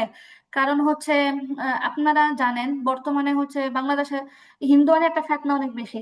তারপরে হচ্ছে আরেকটা বিষয় হচ্ছে, হিন্দুরা আপনার যেহেতু ওরা মানে গোবৎ মানে গরু পূজা করে, সহজ কথা। এখন ওরা হচ্ছে বলা যায় না, ওরা অনেক কিছুতে, বিভিন্ন হিন্দুদের বিভিন্ন মিষ্টান্নতে, বিভিন্ন খাবার দাবারে ওদের বরকতের জন্য অনেক সময় গরুর পেশাব ব্যবহার করে, ওরা কিন্তু ব্যবহার করে আপু। তো এটা আসলে বলা যায় না, বুঝছেন? মানে ওদের অন্য কোনো খাবারও যে আসলে আহ, কিছু মনে করে মানুষ খাবে, আল্লাহ জানে কে কি করে না করে, তাও তো নাই। আর যেহেতু বিয়ে শাদীর খাবার, অবশ্যই বাবুর্চি দিয়ে রান্না করাবে বা কোনো হোটেল থেকে রান্না করে আনবে, তো সেই ক্ষেত্রে তো আরো সতর্কতা। কিন্তু যেমন হচ্ছে আমি যখন ছোট ছিলাম, তো হচ্ছে আমাদের উপরের তলাতেই একজন হিন্দু একটা পরিবার থাকতো, কিন্তু সেখানে তাদের সঙ্গে আমাদের মোটামুটি একটা মেলামেশা ছিল পারিবারিক হিসাবে। তারা আমাদের বাসায় আসতো, তো আমরা ছোট ছিলাম, আমরা মাঝে মধ্যে এদের বাসায় যাইতাম। তো এরা যেটা করতো, এদের সম্পর্কে আমাদের একটা সুধারণা ছিল, এবং এদের রান্না বান্না সবকিছু সম্পর্কে আমাদের একটা পরিষ্কার ধারণা ছিল। এবং তারাও যে আমাদের সঙ্গে মিশতো, পুরাপুরি আমাদের মতো করেই মিশতো। দেখা গেছে আমাদের বাসায় আসলে আমাদেরকে সালাম দিত, আমাদের পর্দাপুশিতার খেয়াল রাখতো, তারপরে হচ্ছে আমাদের কাছ থেকে ইসলামের গল্প শুনতো, তারপরে হচ্ছে খাবার দাবার যেগুলো আমরা খাই না ওগুলো পরিপূর্ণ অ্যাভয়েড করতো, মানে এরকম আর কি। তো হচ্ছে এটা তানিয়াব্বু, এটা হচ্ছে পুরাপুরি আপনার উপরে, হ্যাঁ। আপনি যাইতে পারেন অবশ্যই, আর খাবার দাবারটা হচ্ছে না খাইতে পারলে সবচেয়ে ভালো। আর যদি হচ্ছে আপনার ওরকম কনফিডেন্স থাকে যে না, তারা হচ্ছে এরকম টাইপের না, তাহলে এটা আপনি বুঝতে পারেন। আপু আমার একটা কথা ছিল।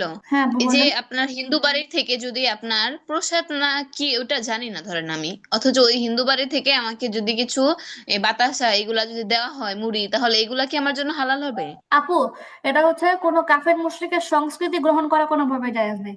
যেমন প্রসাদ যেটা, বিশেষ করে যে মিষ্টান্ন, যে ক্ষীর পায়েস, আমরা যেটা এটা ক্ষীর পায়েস বলি, ওরা বেশিরভাগই এটা হচ্ছে ওদের পূজাতে ব্যবহার করে এবং এটা ওদের একটা সংস্কৃতির একটা অংশ।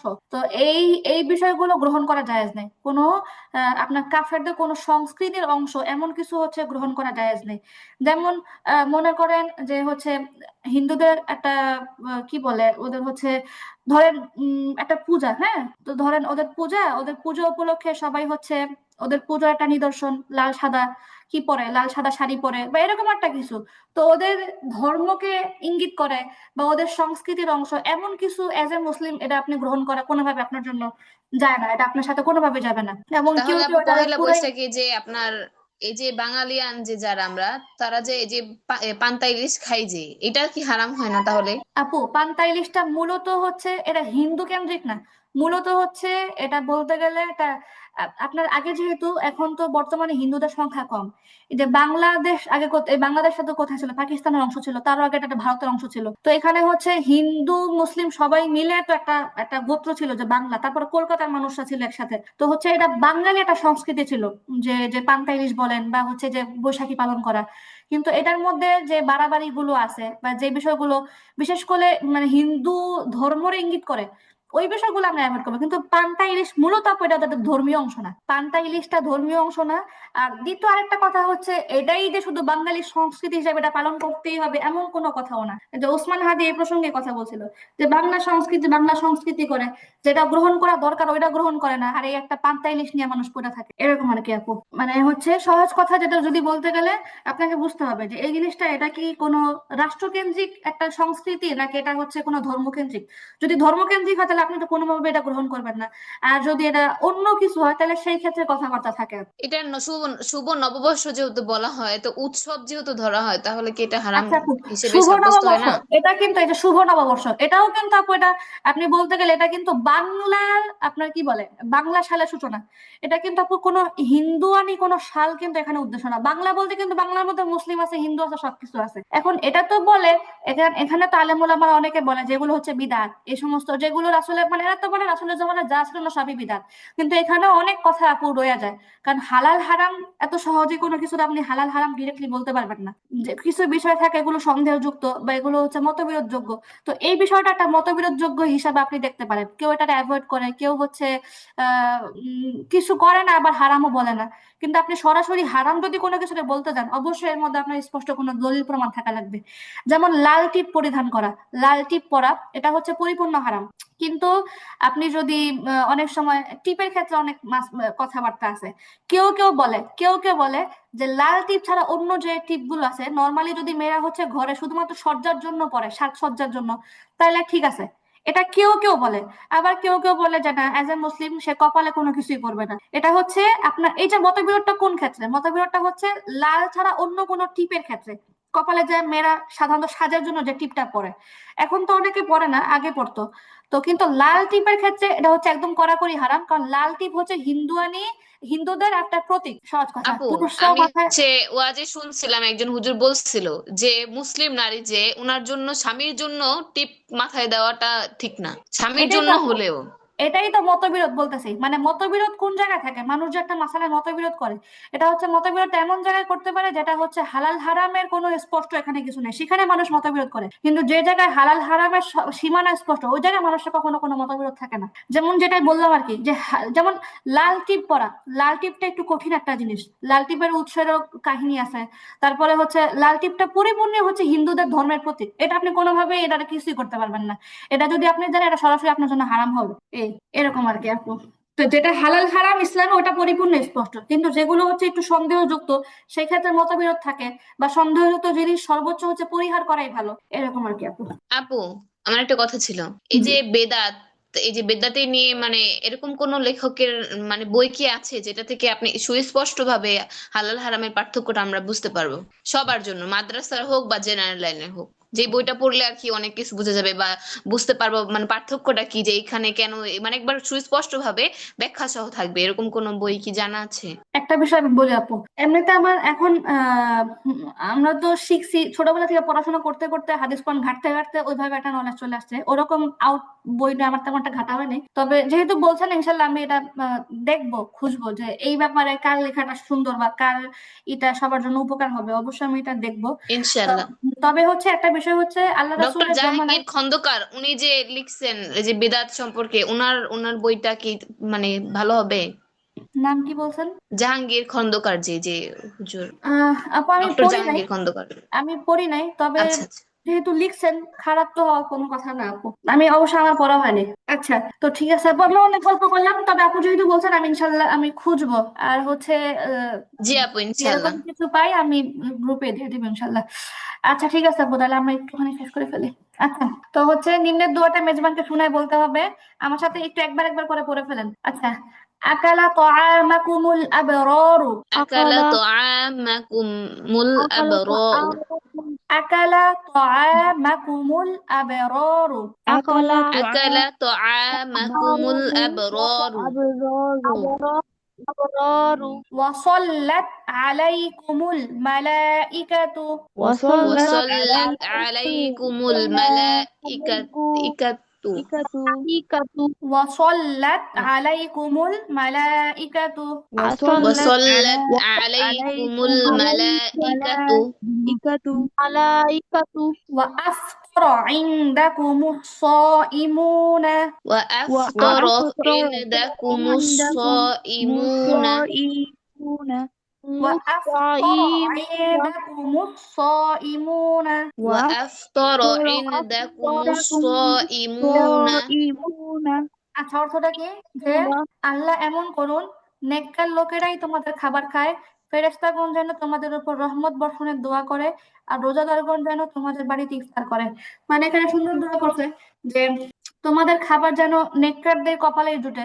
মানে আমরা তো সবাই চাই যে আমি একটা কাউরে মেহমানদারি করবো, আমি তো অবশ্যই চাইবো আমার ঘরের মেহমান যেন ভালো মানুষ কেউ হয়। আমরা তো কেউই চাইবো না যে খারাপ মানুষ আমার বাড়িতে মেহমান হোক, তাই না? তো এটা তার জন্য একটা দোয়া করা যে তোমার খাবার যেন নেককার লোকেরা খায়, তারপরে তোমার জন্য যেন ফেরেশতারা দোয়া করে, এবং হচ্ছে রোজাদারগণ যেন তোমার বাড়িতে ইফতার করতে পারে। এটা একটা ভালো দোয়া করা মেজবানের জন্য। আচ্ছা, তারপরে হচ্ছে দুধ পান করার দোয়া, আল্লাহুম্মা বারিক লানা ফিহি اللهم بارك لنا فيه ওয়াজিদনা মিনহু। وزدنا منه. অর্থ কি? হে আল্লাহ, আপনি এই দুধের মধ্যে বরকত দান করুন এবং অধিক পরিমাণে দান করুন। আচ্ছা, এখানে একটা গুরুত্বপূর্ণ পয়েন্টটা হচ্ছে আল্লাহ রাসূল সাল্লাল্লাহু আলাইহি ওয়াসাল্লাম সাধারণত মানে এই দুধ ছাড়া কোনো খাবার এমন নাই যার জন্য নির্দিষ্ট করে, মানে হচ্ছে একদম, মানে একদম নির্দিষ্ট করে একটা খাবারের জন্য দোয়া করছে এরকম। এই দুধটা হচ্ছে এমন একটা খাবার যেটা খাইতে গিয়ে আল্লাহ রাসূল একদম নির্দিষ্ট করে বলছে, আল্লাহ তুমি দুধের মধ্যে বরকত দাও এবং হচ্ছে এটা আমাদের জন্য বাড়ায় দাও। মানে এই যে বাড়ায় দেওয়ার একটা বিষয়, এই দুধই হচ্ছে একমাত্র একটা খাবার যেটা খাওয়ার সময় আল্লাহ রাসূল এটা বৃদ্ধির জন্য দোয়া করতেন। আর দুধের মধ্যে হচ্ছে, তো আমরা সবাই জানি মুখস্থ কথাই, অনেক প্রোটিন, এবং এটা শুধু ওই বাহ্যিক দিক থেকে না, আধ্যাত্মিক দিক থেকেও দুধের মধ্যে আল্লাহ তাআলা অনেক কল্যাণ রাখছে। এবং আমরা জানি জান্নাতে হচ্ছে আমরা তিনটা জিনিসের নহর পাবো, মানে নদী পাবো আর কি। একটা হচ্ছে দুধের নদী থাকবে, একটা হচ্ছে মধুর নদী থাকবে, আর একটা হচ্ছে শরাবের নদী থাকবে। যে শরাব হচ্ছে বর্তমানে দুনিয়ায় হারাম, জান্নাতে ওই শরাবটা আমাদের জন্য হালাল করে দেওয়া হবে। আচ্ছা শরাব কি আপু? আপু, শরাব মানে মদ। মদ হচ্ছে আমাদের জন্য হারাম না, কিন্তু জান্নাতে আমরা যখন যাব তখন মদ হালাল থাকবে, এবং বিভিন্ন রং বেরঙের শরাব থাকবে ওই সময়, কোরআনের মধ্যে বলা আছে। আর শরাব তো মূলত, আমরা তো মদ শুনতে কেমন লাগে তাই না, বাংলাতে মদ শুনলেই জানি কেমন কেমন লাগে। তো হচ্ছে শরাব কি উর্দু ওয়ার্ড? শরাব শব্দটা আরবি থেকেও আসে, মানে শারব থেকে আসে, পানীয়, পানীয়। আর যেহেতু এখন উর্দুতে আপু শারাব বলে। এটাকে খেতেও দিবে আমাদের? হ্যাঁ আপু, খেতে দিবে। জান্নাতে হচ্ছে দুনিয়াতে যা কিছু আমাদের জন্য সুবহানাল্লাহ। হারাম, দুনিয়াতে যা কিছু হারাম তার অনেক কিছু জান্নাতে আমাদের জন্য হালাল থাকবে। যেমন নাচ গান, এগুলো তো হারাম, এগুলো হালাল থাকবে। তারপরে হচ্ছে যেমন একটা পুরুষের 70টা হুরো থাকবে, এরকম আমরা শুনছি।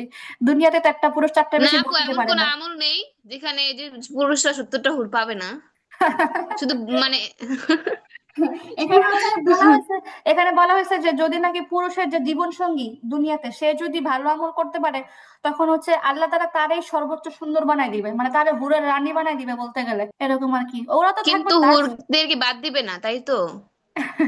ওরা তখন দাস দাসীর মতো থাকবে আর কি, ওই মজার যে জিনিস। হুররাম সুলতানের ওখানে যেরকম রানী দেখায় আছে। মেবি ওরকম না, যে এ রানী থাকবে বাকিরা দাস দাসী থাকবে। এরকম টাইপের থাকবে। তারপরে হচ্ছে মানে হচ্ছে আল্লাহ পুরুষের বানাইছে এমন করা যে যতই ভালো পুরুষ হোক এক আকর্ষণ অনেক নারীদের প্রতি থাকবে, পুরুষের মধ্যে খাসলতটা আল্লাহ দিয়েই দিছে। তো হচ্ছে দুনিয়াতে তারা এটা পূরণ করতে পারে না, তো আখিরাতে যখন যাবে আল্লাহ এদের জন্য এরা দিবে। আর মহিলাদেরকে আল্লাহ এমন ভাবে বানাইছে, মহিলারা হচ্ছে জন্মগত ভাবে ওরা হচ্ছে একই প্রতি আকৃষ্ট। তো ওদের জন্য কোথাও এরকম বলা হয় নাই যে ওদের অনেকজন আপু পুরুষ একটা থাকবে, এটা কথা, কোথাও বলা হয় নাই। আপু একটা কথা, হাজবেন্ড যদি আপনার জাহান্নামী হয় আর হচ্ছে স্ত্রী যদি আপনার জান্নাতি হয়, তাহলে স্ত্রী কি মানে তাহলে মানে এখানে আপু পুরুষরা এরকম যেমন হুর হতে পারে, পাবে? এখানে এরকম হইতে পারে স্ত্রী ক্ষেত্রে যে পয়েন্ট আছে, এরকম তো অনেক পুরুষ এরকম হইতে পারে যে হয়তো তার দুনিয়াতে কোনো সঙ্গী ছিলই না, বা হচ্ছে জান্নাতি পুরুষ, অথবা তার দুনিয়াতে সঙ্গী ছিল তার সঙ্গী হয়তো জাহান্নামী। আল্লাহ একটা মিলাই ব্যবস্থা করবে, যেহেতু জান্নাতে আল্লাহ বলছে কোনো ধরনের দুঃখ কষ্ট মলিনতা কোনো কিছুই থাকবে না, অবশ্যই আল্লাহ সেখানে একটা গ্রাস উত্তম করবে না, ব্যবস্থা হ্যাঁ। করবে। মানে সহজ কথা বলছে, সেখানে সবকিছুই নয়ন জুড়ানো থাকবে। তো সুবহানাল্লাহ। একটা সঙ্গীর মতো একটা গুরুত্বপূর্ণ পয়েন্টকে আল্লাহ হেলায় ফেলাই দিবে, অবশ্যই একটা উত্তম ব্যবস্থা আল্লাহ করবেই। আল্লাহ তাআলা কোরআনের মধ্যে বলছে যে ফালা তাআলামু নাফসুম মা উখফিয়া লাহুম মিন কুররাতি আয়ুন। আল্লাহ বলছে যে কোন মানুষ জানে না তার জন্য নয়ন জুড়ানো কি জিনিস লুকিয়ে রাখা হয়েছে, কোনো মানুষই জানে না, যে কোনো মানুষই জানে না তার জন্য নয়ন জোড়ানো কেমন জিনিস তার জন্য লুকিয়ে রাখা হয়েছে। আর হাদিসের মধ্যে বলা হয়েছে যে জান্নাতের নিয়ামত হচ্ছে এমন জিনিস যে কোনো চোখ এটা দেখে নাই, কোনো কান সে সম্পর্কে শুনে নাই, এবং হচ্ছে কোনো অন্তর সে সম্পর্কে এখনো কল্পনা করতে পারে নাই। এত জান্নাতের নিয়ামত হচ্ছে এমন জিনিস। আচ্ছা যাই হোক, আচ্ছা তাহলে আমরা শেষ করে ফেলি ঝটপট। নতুন ফল সামনে আসলে এই দোয়াটা পড়বেন, আল্লাহুম্মা বারিক লানা ফি সামারিনা। আল্লাহুম্মা আল্লাহুম্মা বারিক লানা বারিক ফি আল্লাহুম্মা বারিক সামারিনা লানা ফি সামারিনা وبارك لنا في مدينتنا ওয়া বারিক লানা وبارك ফি لنا في মাদিনাতিনা مدينتنا وبارك لنا في صاعنا ওয়া বারিক وبارك লানা لنا ফি في صاعنا সাইদিনা وبارك لنا في مدنا। ওয়া বারিক وبارك লানা في ফি মুদনা مدنا আচ্ছা, বারিক লানা মুদিনা, মুদিনা হবে, في مدنا। ফি في মুদনা। مدنا। আচ্ছা, কি বলা হয়েছে যে আল্লাহ আপনি আমাদের ফলের মধ্যে, এটা হচ্ছে নতুন ফল সামনে আসলে দেওয়া পড়বে প্রত্যেক বছরে যখন নতুন নতুন ফল সামনে আসে, হে আল্লাহ আপনি আমাদের ফলের মধ্যে বরকত দান করুন এবং আমাদের শহরের মধ্যে বরকত দান করুন। আমাদের মানে হচ্ছে পরিমাপ করার যন্ত্র, বা পরিমাপ করার যে একটা ধরেন একটা কেজি বা গ্রাম, তো এই পরিমাপের মধ্যে আল্লাহ বরকত দান করুন, আমাদের এর মধ্যে বরকত দান এটা কি করুন সাদগা আমাদের বুঝায়? জি। এই যে সা যে লেখা, এটা কি সাদগা বুঝাইলো? না না, সা বুঝালো, এটা হচ্ছে এই যে সা আর মুদ, এটা হচ্ছে আরবের ওই সময়কার, যেহেতু এটা আল্লাহ রাসূলের হাদিস ছিল, ওই সময়কার একটা মাপের পরিমাপ ছিল সা আর হচ্ছে মুদ। যেমন আমরা বর্তমানে কি হিসাবে মাপি, আমরা মাপি হচ্ছে টন, তারপরে মন, তারপরে হচ্ছে আপনার কেজি, এরকম হিসাবে আমরা বর্তমানে পরিমাপ করি। তো ওই মানে বড় সময়কার পাত্র মানে অনেক আকারের।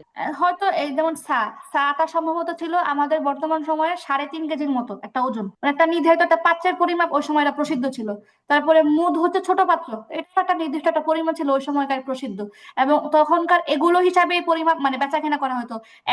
এক সা হচ্ছে এত টাকা, এক মুদ এত টাকা, এরকম। তো আল্লাহ রাসূল বলছে যে এর মধ্যে আল্লাহ বারকা দান করুন। যেমন কথায় কথায় বিষয়টা হচ্ছে এরকম যে আমরা দোয়া করতেছি যে আল্লাহ আমাদের কেজি, আল্লাহ আমাদের ওজনের মধ্যে বরকত দান করুক, এরকম টাইপের দোয়া আর কি।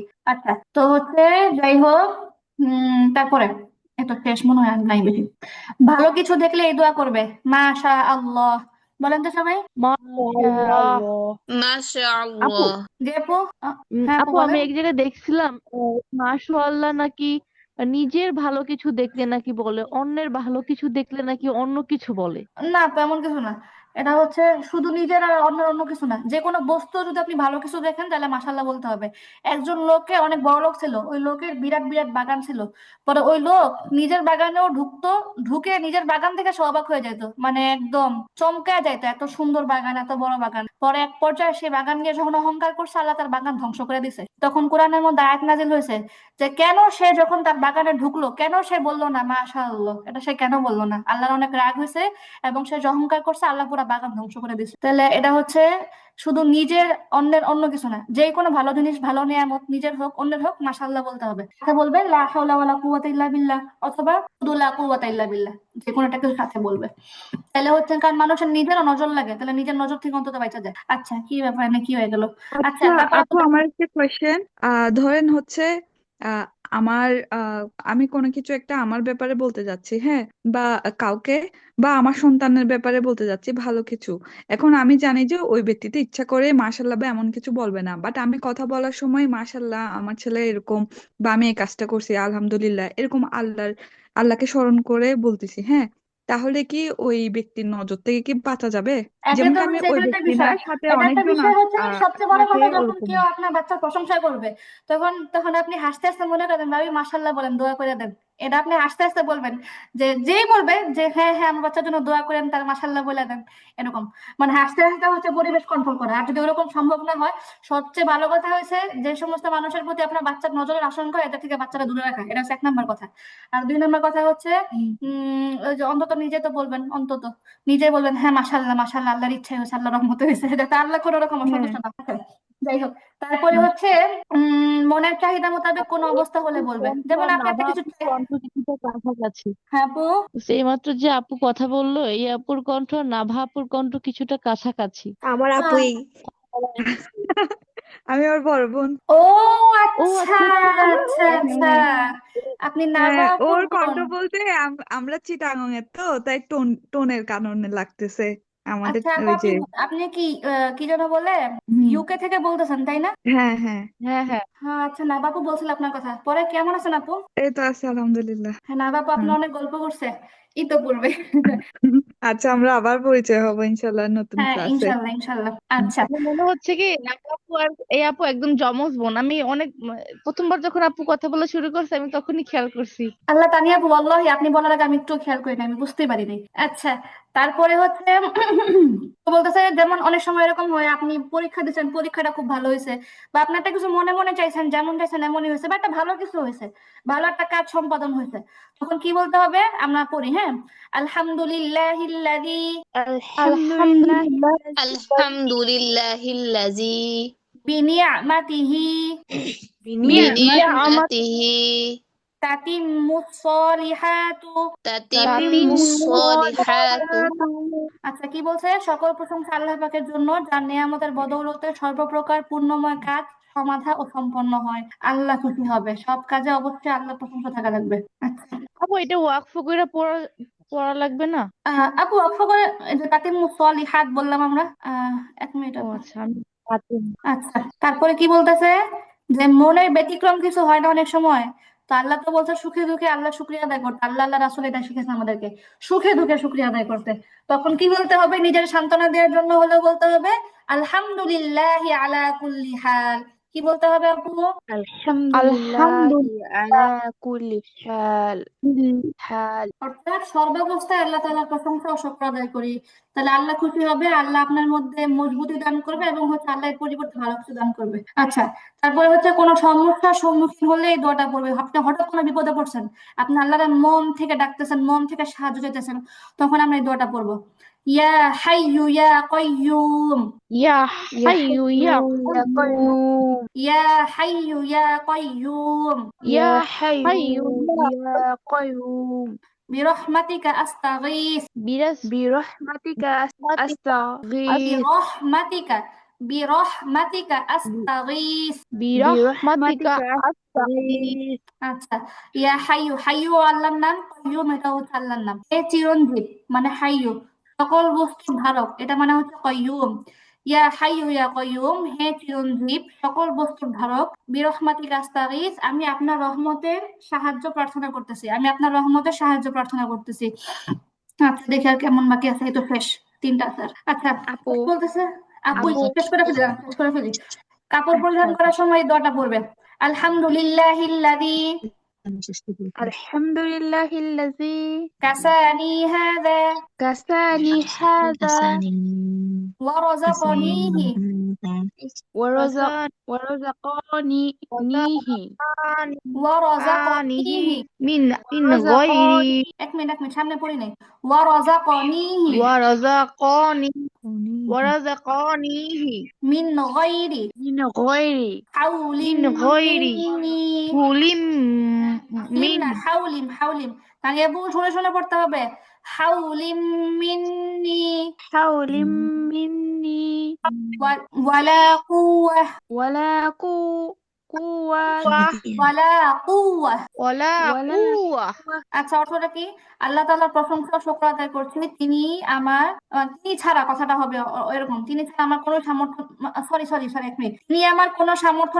না থাকা সত্ত্বেও আমাকে কাপড়ের ব্যবস্থা করে দিয়েছেন এবং পরিধান করিয়েছেন আচ্ছা তারপর এটা হচ্ছে বৃষ্টি হওয়ার সময় এটা কেন বলছে কারণ বৃষ্টিটা অনেক সময় আমাদের উপকারে হয় অনেক সময় আমাদের জন্য ক্ষতি হয়ে যায় বৃষ্টি আবার পরিমাণে বেশি হলে সব তলায় যায় আমাদের বাংলাদেশ তো হচ্ছে এই জন্য বলছে বৃষ্টিটা যেন উপকারের জন্য হয় এই জন্য দোয়া করতে বলছে আল্লাহুম্মা সাইয়্যিবান নাফিআ اللهم طيبا نافعا নাফিআ نافعة আচ্ছা অর্থ কি হে اللهم আল্লাহ طيبا হ্যাঁ হে আল্লাহ এই বৃষ্টিকে কল্যাণকর বরকতপূর্ণ এবং উপকারী বানিয়ে দিন এটা খুব জরুরি আমাদের মতো গরিব দেশে বেশি পড়া জরুরি আচ্ছা তারপরে হচ্ছে বেশি বৃষ্টি হলে পড়বে বেশি বৃষ্টি হলে কেন কারণ অনেক সময় জানি এক জায়গায় বৃষ্টি অনেক অন্য জায়গায় হচ্ছে না দেখা গেছে অনেক সময় এরকম হয় যে আমাদের এখানে এত বৃষ্টি হচ্ছে এত বৃষ্টি না হলেও চলে আবার অন্য এলাকায় বৃষ্টির দরকার সেখানে বৃষ্টি হচ্ছে না তো যখন কোনো জায়গায় বেশি অতিরিক্ত বৃষ্টি হয় যেটা ক্ষতিকর সেক্ষেত্রে আমরা কি বলবো আল্লাহুম্মা হাওয়ালাইনা ওয়ালা আলাইনা হে আল্লাহ আমাদের আশেপাশে বর্ষণ করুন আমাদের উপর আর বর্ষণ করেন না আল্লাহুম্মা হাওয়ালাইনা ওয়ালা আলাইনা হে আল্লাহ আমাদের আশেপাশে বর্ষণ করুন আমাদের উপর আর বর্ষণ করবেন না যখন নাকি ক্ষতির পর্যায়ে চলে যায় অনেক বৃষ্টি হয় পানি উঠে যায় কত কাহিনী হয় তো যাই হোক আপা আমাদের দোয়া কালাম শেষ আচ্ছা আমাদের সূরা মোটামুটি পড়া হয়েছিল সূরা ফাতিহা পড়া হয়েছে আর 3টা সূরা পড়া হয়েছে আজকে শুধু এক লাইন একটা সূরা পড়বো সূরা কাউসারটা শুধু পড়বো তারপরে খালাস সূরা কাউসারটা কেন পড়বো কারণ হচ্ছে আপনাদের তাহলে মোট 5টা সূরা পড়া হবে সূরা ফাতিহা সহকারে আরো 4টা সূরা আর আপনারা হচ্ছে আগামী কোর্স চালু হওয়ার আগ পর্যন্ত এই 4টা সূরা দিয়ে নামাজ পড়বেন মানে হচ্ছে মানে 4টা সূরা দিয়ে নামাজ পড়বেন বিশেষ করে এই কারণে কারণ এই 4টা সূরা আমার কাছ থেকে একদম ক্লাসের মধ্যে শুদ্ধ করা হয়েছে এটা দিয়ে নামাজ পড়লে শুদ্ধতার চান্স বেশি এই জন্য তো যাই হোক আপু আর হচ্ছে বেশি না 5 মিনিট টাইম দিলে হবে আপু আপু দোয়া করা মানে আপু এইসব দোয়া কি বাংলায় বললে বা আরবিতে বললে এরকম আপু কোন মানে হচ্ছে কি ফজিলত আপু কি আমি আপু বলি দোয়া মানে হচ্ছে আল্লাহর কাছে প্রার্থনা করা আপনি বাংলায় দোয়া করলে হবে কিন্তু যেই দোয়াটা মনে করেন কোরআনে থাকে যেই দোয়াটা আল্লাহ রাসূলের হাদিসে থাকে ওই দোয়াটা করা মানে কি আপনি আল্লাহর শব্দে উচ্চারণ করতেছেন আপনি রাসূলের শব্দেই উচ্চারণ করতেছেন ওইটার একটা ভিন্ন একটা ফজিলতপূর্ণ বিষয়টা এতটুকু আপনার আচ্ছা আপু, যে যে আপু অজুর দোয়া আছে মাঝখানে যে পড়তে হয় ওইটা কখন পড়বো? বুঝি না আপু যে অজুর দোয়া আছে না ওইটা কখন হ্যাঁ পড়বো? অজুর কখন দোয়াটা পড়বো? কখন পড়বেন ও আচ্ছা অজুর মাঝখানেরটা হ্যাঁ ও অজুর মাঝখানেরটা পড়বেন হচ্ছে আপু মানে হচ্ছে 2 হাত ধোয়ার পরে দুই কোনই।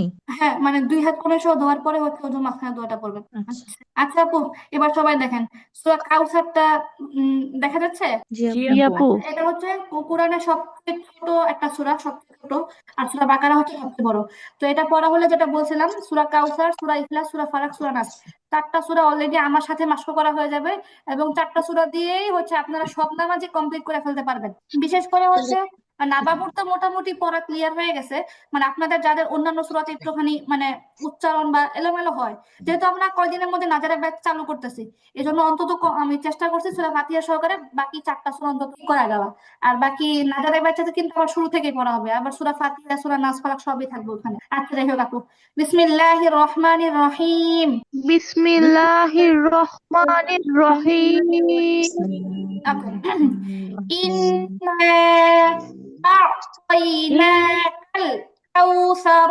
إنا أعطيناك الكوثر কাউসার কাউসার টান হবে না আপু কাউসার কাউসার إنا أعطيناك الكوثر إنا أعطيناك الكوثر إنا أعطيناك أعطيناك الكوثر إنا أعطيناك أعطيناك الكوثر فصل فصل لربك لربك وانحر وانحر فصل لربك وانحر فصل لربك وانحر فصل لربك وانحر فصل فصل لربك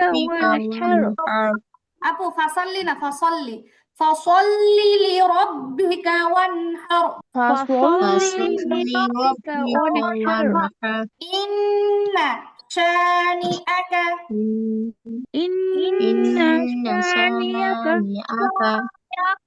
ইন্না শানিআকা إن شانئك إن شانئك হুয়াল আবতার هو هو الأبتر الأبتر হুয়াল আবতার هو هو الأبتر الأبتر ইন্না শানিআকা হুয়াল আবতার إن إن شانئك هو شانئك الأبتر هو الأبتر ইন্না শানিআকা হুয়াল আবতার إن إن شانئك هو شانئك هو الأبتر الأبتر আচ্ছা আপু আরেকবার রিভাইজ দিব বিসমিল্লাহির রহমানির রহিম بسم الله بسم الرحمن الله الرحمن الرحيم الرحيم إنا أعطيناك الكوثر إنا أعطيناك أعطيناك الكوثر فصل لربك وانحر فصل لربك وانحر إن شانئك هو الأبتر إن شانئك هو الأبتر صدق الله العظيم মাশাআল্লাহ জাযাকুমুল্লাহ এই তো আমার প্রথম ম্যাচ ক্লিয়ার হয়ে গেল তাইলে তারপরে আপু কি অবস্থা সবার কেমন লাগতেছে আপু আমি একটা কথা জিজ্ঞেস করে নিই আপু আপু বলেন। আপু হ্যাঁ আপু আমরা যদি কোনো জায়গায় মানে মানে যারও যাইতেছি ওই টাইমে যদি নামাজের ওয়াক্ত হয়ে যায় মানে মেয়েদের ক্ষেত্রে ওই টাইমে যদি নন মাহরামের সামনে যদি গাড়িতে নামাজের ওয়াক্ত হয়ে যায় অজু থাকে ওই জায়গায় কি নামাজ পড়া যাবে গাড়ির মধ্যে নাকি কাজা পরে কাজা পড়া উত্তম? মানে গাড়ির মধ্যে কি বসে বসে নামাজ পড়বেন তাই আপু হ্যাঁ হ্যাঁ মানে আমার কাজিনরা অনেকে পড়ে তো জিজ্ঞেস করতেছি। আচ্ছা এই ক্ষেত্রে আপু এটা অনেকে বলে মানে সবচেয়ে বড় কথা হচ্ছে এজ এ মুসলিম নামাজের টাইমের প্রতি লক্ষ্য রেখে বাইরে বের হতে হবে এটা হচ্ছে সবচেয়ে বড় কথা তারপরে দুই নম্বর কথা হচ্ছে হয়তো কাছাকাছি থাকলে যদি এমনও হয় যে ওয়াক্তের শেষ টাইমে মানে একদম শেষ মুহূর্তে হয়তো আপনি নামাজটা পড়তে পারবেন তাহলে হচ্ছে উচিত হচ্ছে আপনার সেখানে পৌঁছায় নামাজ আদায় করা তারপরে হচ্ছে অনেকে বলে যদি এরকম ট্রেনের মধ্যে থাকে লং জার্নিতে বাসের মধ্যে আছে হ্যাঁ কোনো জায়গায় হচ্ছে লিভ নিয়ে সে নাইমা নামাজ পড়বে এটা সম্ভব না তাইলে হচ্ছে বলে নামাজ কাজা করাচ্ছে আপনার হচ্ছে করে ফেলবে অন্তত বসে বসে হচ্ছে আপনার রুকু সেজদা বা ওই যে মাথা নোয়াবে অন্তত ইশারা নামাজ পড়ে ফেলবে এটা বলে আর হচ্ছে এক্ষেত্রে সবচেয়ে ভালো হচ্ছে নামাজের সময়ের প্রতি সম্মান রেখে গাড়ির মধ্যে নামাজ পড়া ঠিক আছে তবে সবচেয়ে ভালো হয় আপনি যখন আবার সেখানে পৌঁছাবেন অন্তত হচ্ছে নামাজটা কাজা হইলো নামাজটা আবার আদায় করে ফেলা কারণ হচ্ছে নামাজের মধ্যে আপনার হচ্ছে সবচেয়ে নামাজের মধ্যে আবশ্যক হচ্ছে কিয়াম করা একটু আগে আমরা পড়ছি দাঁড়ায় নামাজ পড়া হচ্ছে ফরজ নামাজের ফরজের অন্তর্ভুক্ত তো আপনি হচ্ছে গাড়ির মধ্যে ওজনের কারণে হচ্ছে আপনি দাঁড়ায় নামাজ পড়তে পারেন নাই আবার হচ্ছে নামাজের ওয়াক্ত চলতেছে আপনি নামাজের ওয়াক্তের প্রতি সম্মান রেখে যেভাবে পারছেন নামাজটা পড়ে ফেলছেন আল্লাহর কাছে হাজিরা দিয়ে দিচ্ছেন কিন্তু হচ্ছে এই ক্ষেত্রে সবচেয়ে ভালো হয় আপনি জায়গায় যখন পৌঁছাবেন তখন হচ্ছে যখন পরের ওয়াক্তের নামাজটা পড়বেন তার সাথে ওই নামাজটা পড়ে ফেলা যাতে নামাজটা পরিপূর্ণ হকের সাথে আদায় হয় ও আচ্ছা আপু দুই জায়গায় নামাজ পড়ো গাড়ির মধ্যেও ওই জায়গায় যাও হ্যাঁ তারপরে হচ্ছে আপু যেহেতু মাসলাটা জিজ্ঞেস করছেন মাসলাটা নিয়ে আমি আরেকটু গবেষণা করে আরেকটু মানে বিস্তারিত দলিল প্রমাণ সহকারে মানে দিয়ে দিব না কপি পেস্ট করে দিব না ইনশাল্লাহ হ্যাঁ আপু আর কিছু আচ্ছা বলবেন আপু দিবে হ্যাঁ আপু হ্যাঁ আপু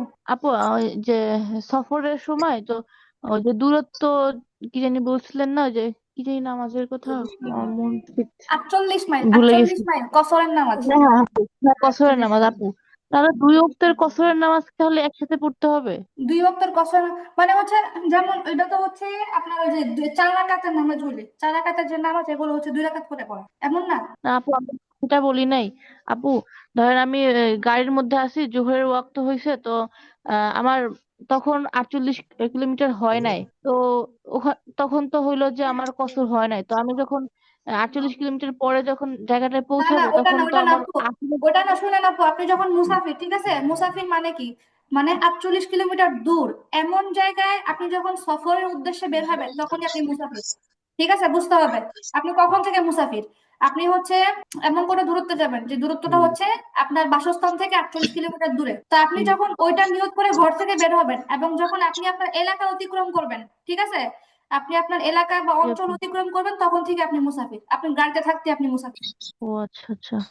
তাহলে আপু, যদি আমি জোহর এবং আসরের নামাজ আমার যেখানে আমি যেতে চাই সেখানে যাই কি পড়বো? মানে হচ্ছে ওই যে আপু, যেটা এমন হয়, যদি আপনি এরকম হয় যে আপনি অন্তত শেষ ওয়াক্তে হলো যায় পৌঁছাতে পারবেন, আপনার ধারণা হয় যে আপনি ওয়াক্ত থাকতে থাকতে নামাজটা পড়তে পারবেন আপনার ওখানে গিয়ে, তাহলে হচ্ছে আপনি নামাজটা দেরি করবেন। আর যদি এরকম হয় যে না, আপনার নামাজটা এমনিও কাজা হবে অমনিও কাজা হবে, তার চেয়ে বরং নামাজের ওয়াক্ত যেহেতু আছে আমি আল্লাহর কাছে হাজিরা দিই, যেমনি আছে নামাজটা পড়ি, লাগলে গিয়ে আবার শূন্য মতো কাজা করলাম।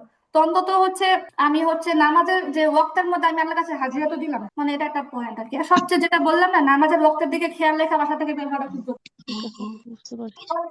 ঠিক আছে, সবাই সবার জন্য দোয়া আপু করবেন। আমার আচরণে কেউ কোনো কষ্ট পাইলে মাফ করে দিন। সবাই আপু সবার জন্য। হ্যাঁ আপু। আপু আপু আমি আর কি, আপনারা তো নাজেরা কোর্স খুলতেছেন না আপু? জি আপু। এখন আমি একটু জানতে চাইছিলাম যে আমি আমার পড়াটা যদি একটু শুনতেন তাহলে বুঝতাম আমি নাজেরা ভর্তি হবো নাকি তাজবিদে ভর্তি হব। পড়াটা শুনবেন আপু একটুখানি? আহ আপু আপনার নাম কি? আমার নাম জান্নাত আপু। ও আচ্ছা আপু, এক মিনিট। আচ্ছা, বাকি সবাই আপু, আপনাদের সবার ছুটি, আপনাদের সবার ছুটি, সবার জন্য অনেক অনেক দোয়া থাকলো। হ্যাঁ আপু, এবার আপনি সূরা ফাতিহাটা শুনেন। আপু, আমারও সেম ওনার মতো যে আপনি আমার পড়াটা শুনলে একটু বুঝতে পারবেন যে আমি কোন কোর্সে ভর্তি হলে ভালো হবে। আচ্ছা আপু, তাহলে আমি এখানটা কথা বলি, সেটা হচ্ছে তাহলে আপনারা যদি একটু কষ্ট করে, আপু হুম। একটু আগে যে আপু কথা বলছেন তার নাম যেন কি? জান্নাত আপু। জান্নাত। আচ্ছা, আপনারা দুইজন, মানে আজকে একটু লেট হয়ে গেছে বলতে গেলে, আমার নামাজ অনেক দেরি হয়ে যাচ্ছে। তো আপনারা একটু কষ্ট করে কালকে জি। কালকেও তো সেম টাইমে হচ্ছে ক্লাস থাকবে 4টার দিকে আপনাদের সময়। তো হুম। তখন আমি না হয় আপনাদের পড়াটা, 4টার দিকে? হ্যাঁ না 4টা আমাদের থেকে। এখানে 8টা। ও সরি, আমার এখানে 4টা, আপনার এখানে 8টা। জি, আপনার ওখানে 8টা, জি। হুম, তো হুম। হচ্ছে আপু, তখন বসলে আমি হচ্ছে শুরুতেই আপনাদের পড়াটা ইনশাল্লাহ কালকে মনে করে শুনে দিব। আজকে ওনাদের লাস্ট ক্লাস ছিল তো আমি একটু ব্যস্ত ছিলাম বেশি। জি আপু, আচ্ছা আচ্ছা, ওকে ঠিক আপু। আছে, তাহলে কালকে প্রথমেই আমরা নাবা, লিঙ্কটা যে পাইলে ঢুকতে পারবো। নাবাপুর বোনের নাম কি? রেহনুমা, তাই না? হ্যাঁ, রেহনুমা নিধি ডাকলেও চলবে, রেহনুমা এমনি আর কি, নিধি ডাক। হ্যাঁ হ্যাঁ, নিধি বলছিল আপু, নিধি বলছিল।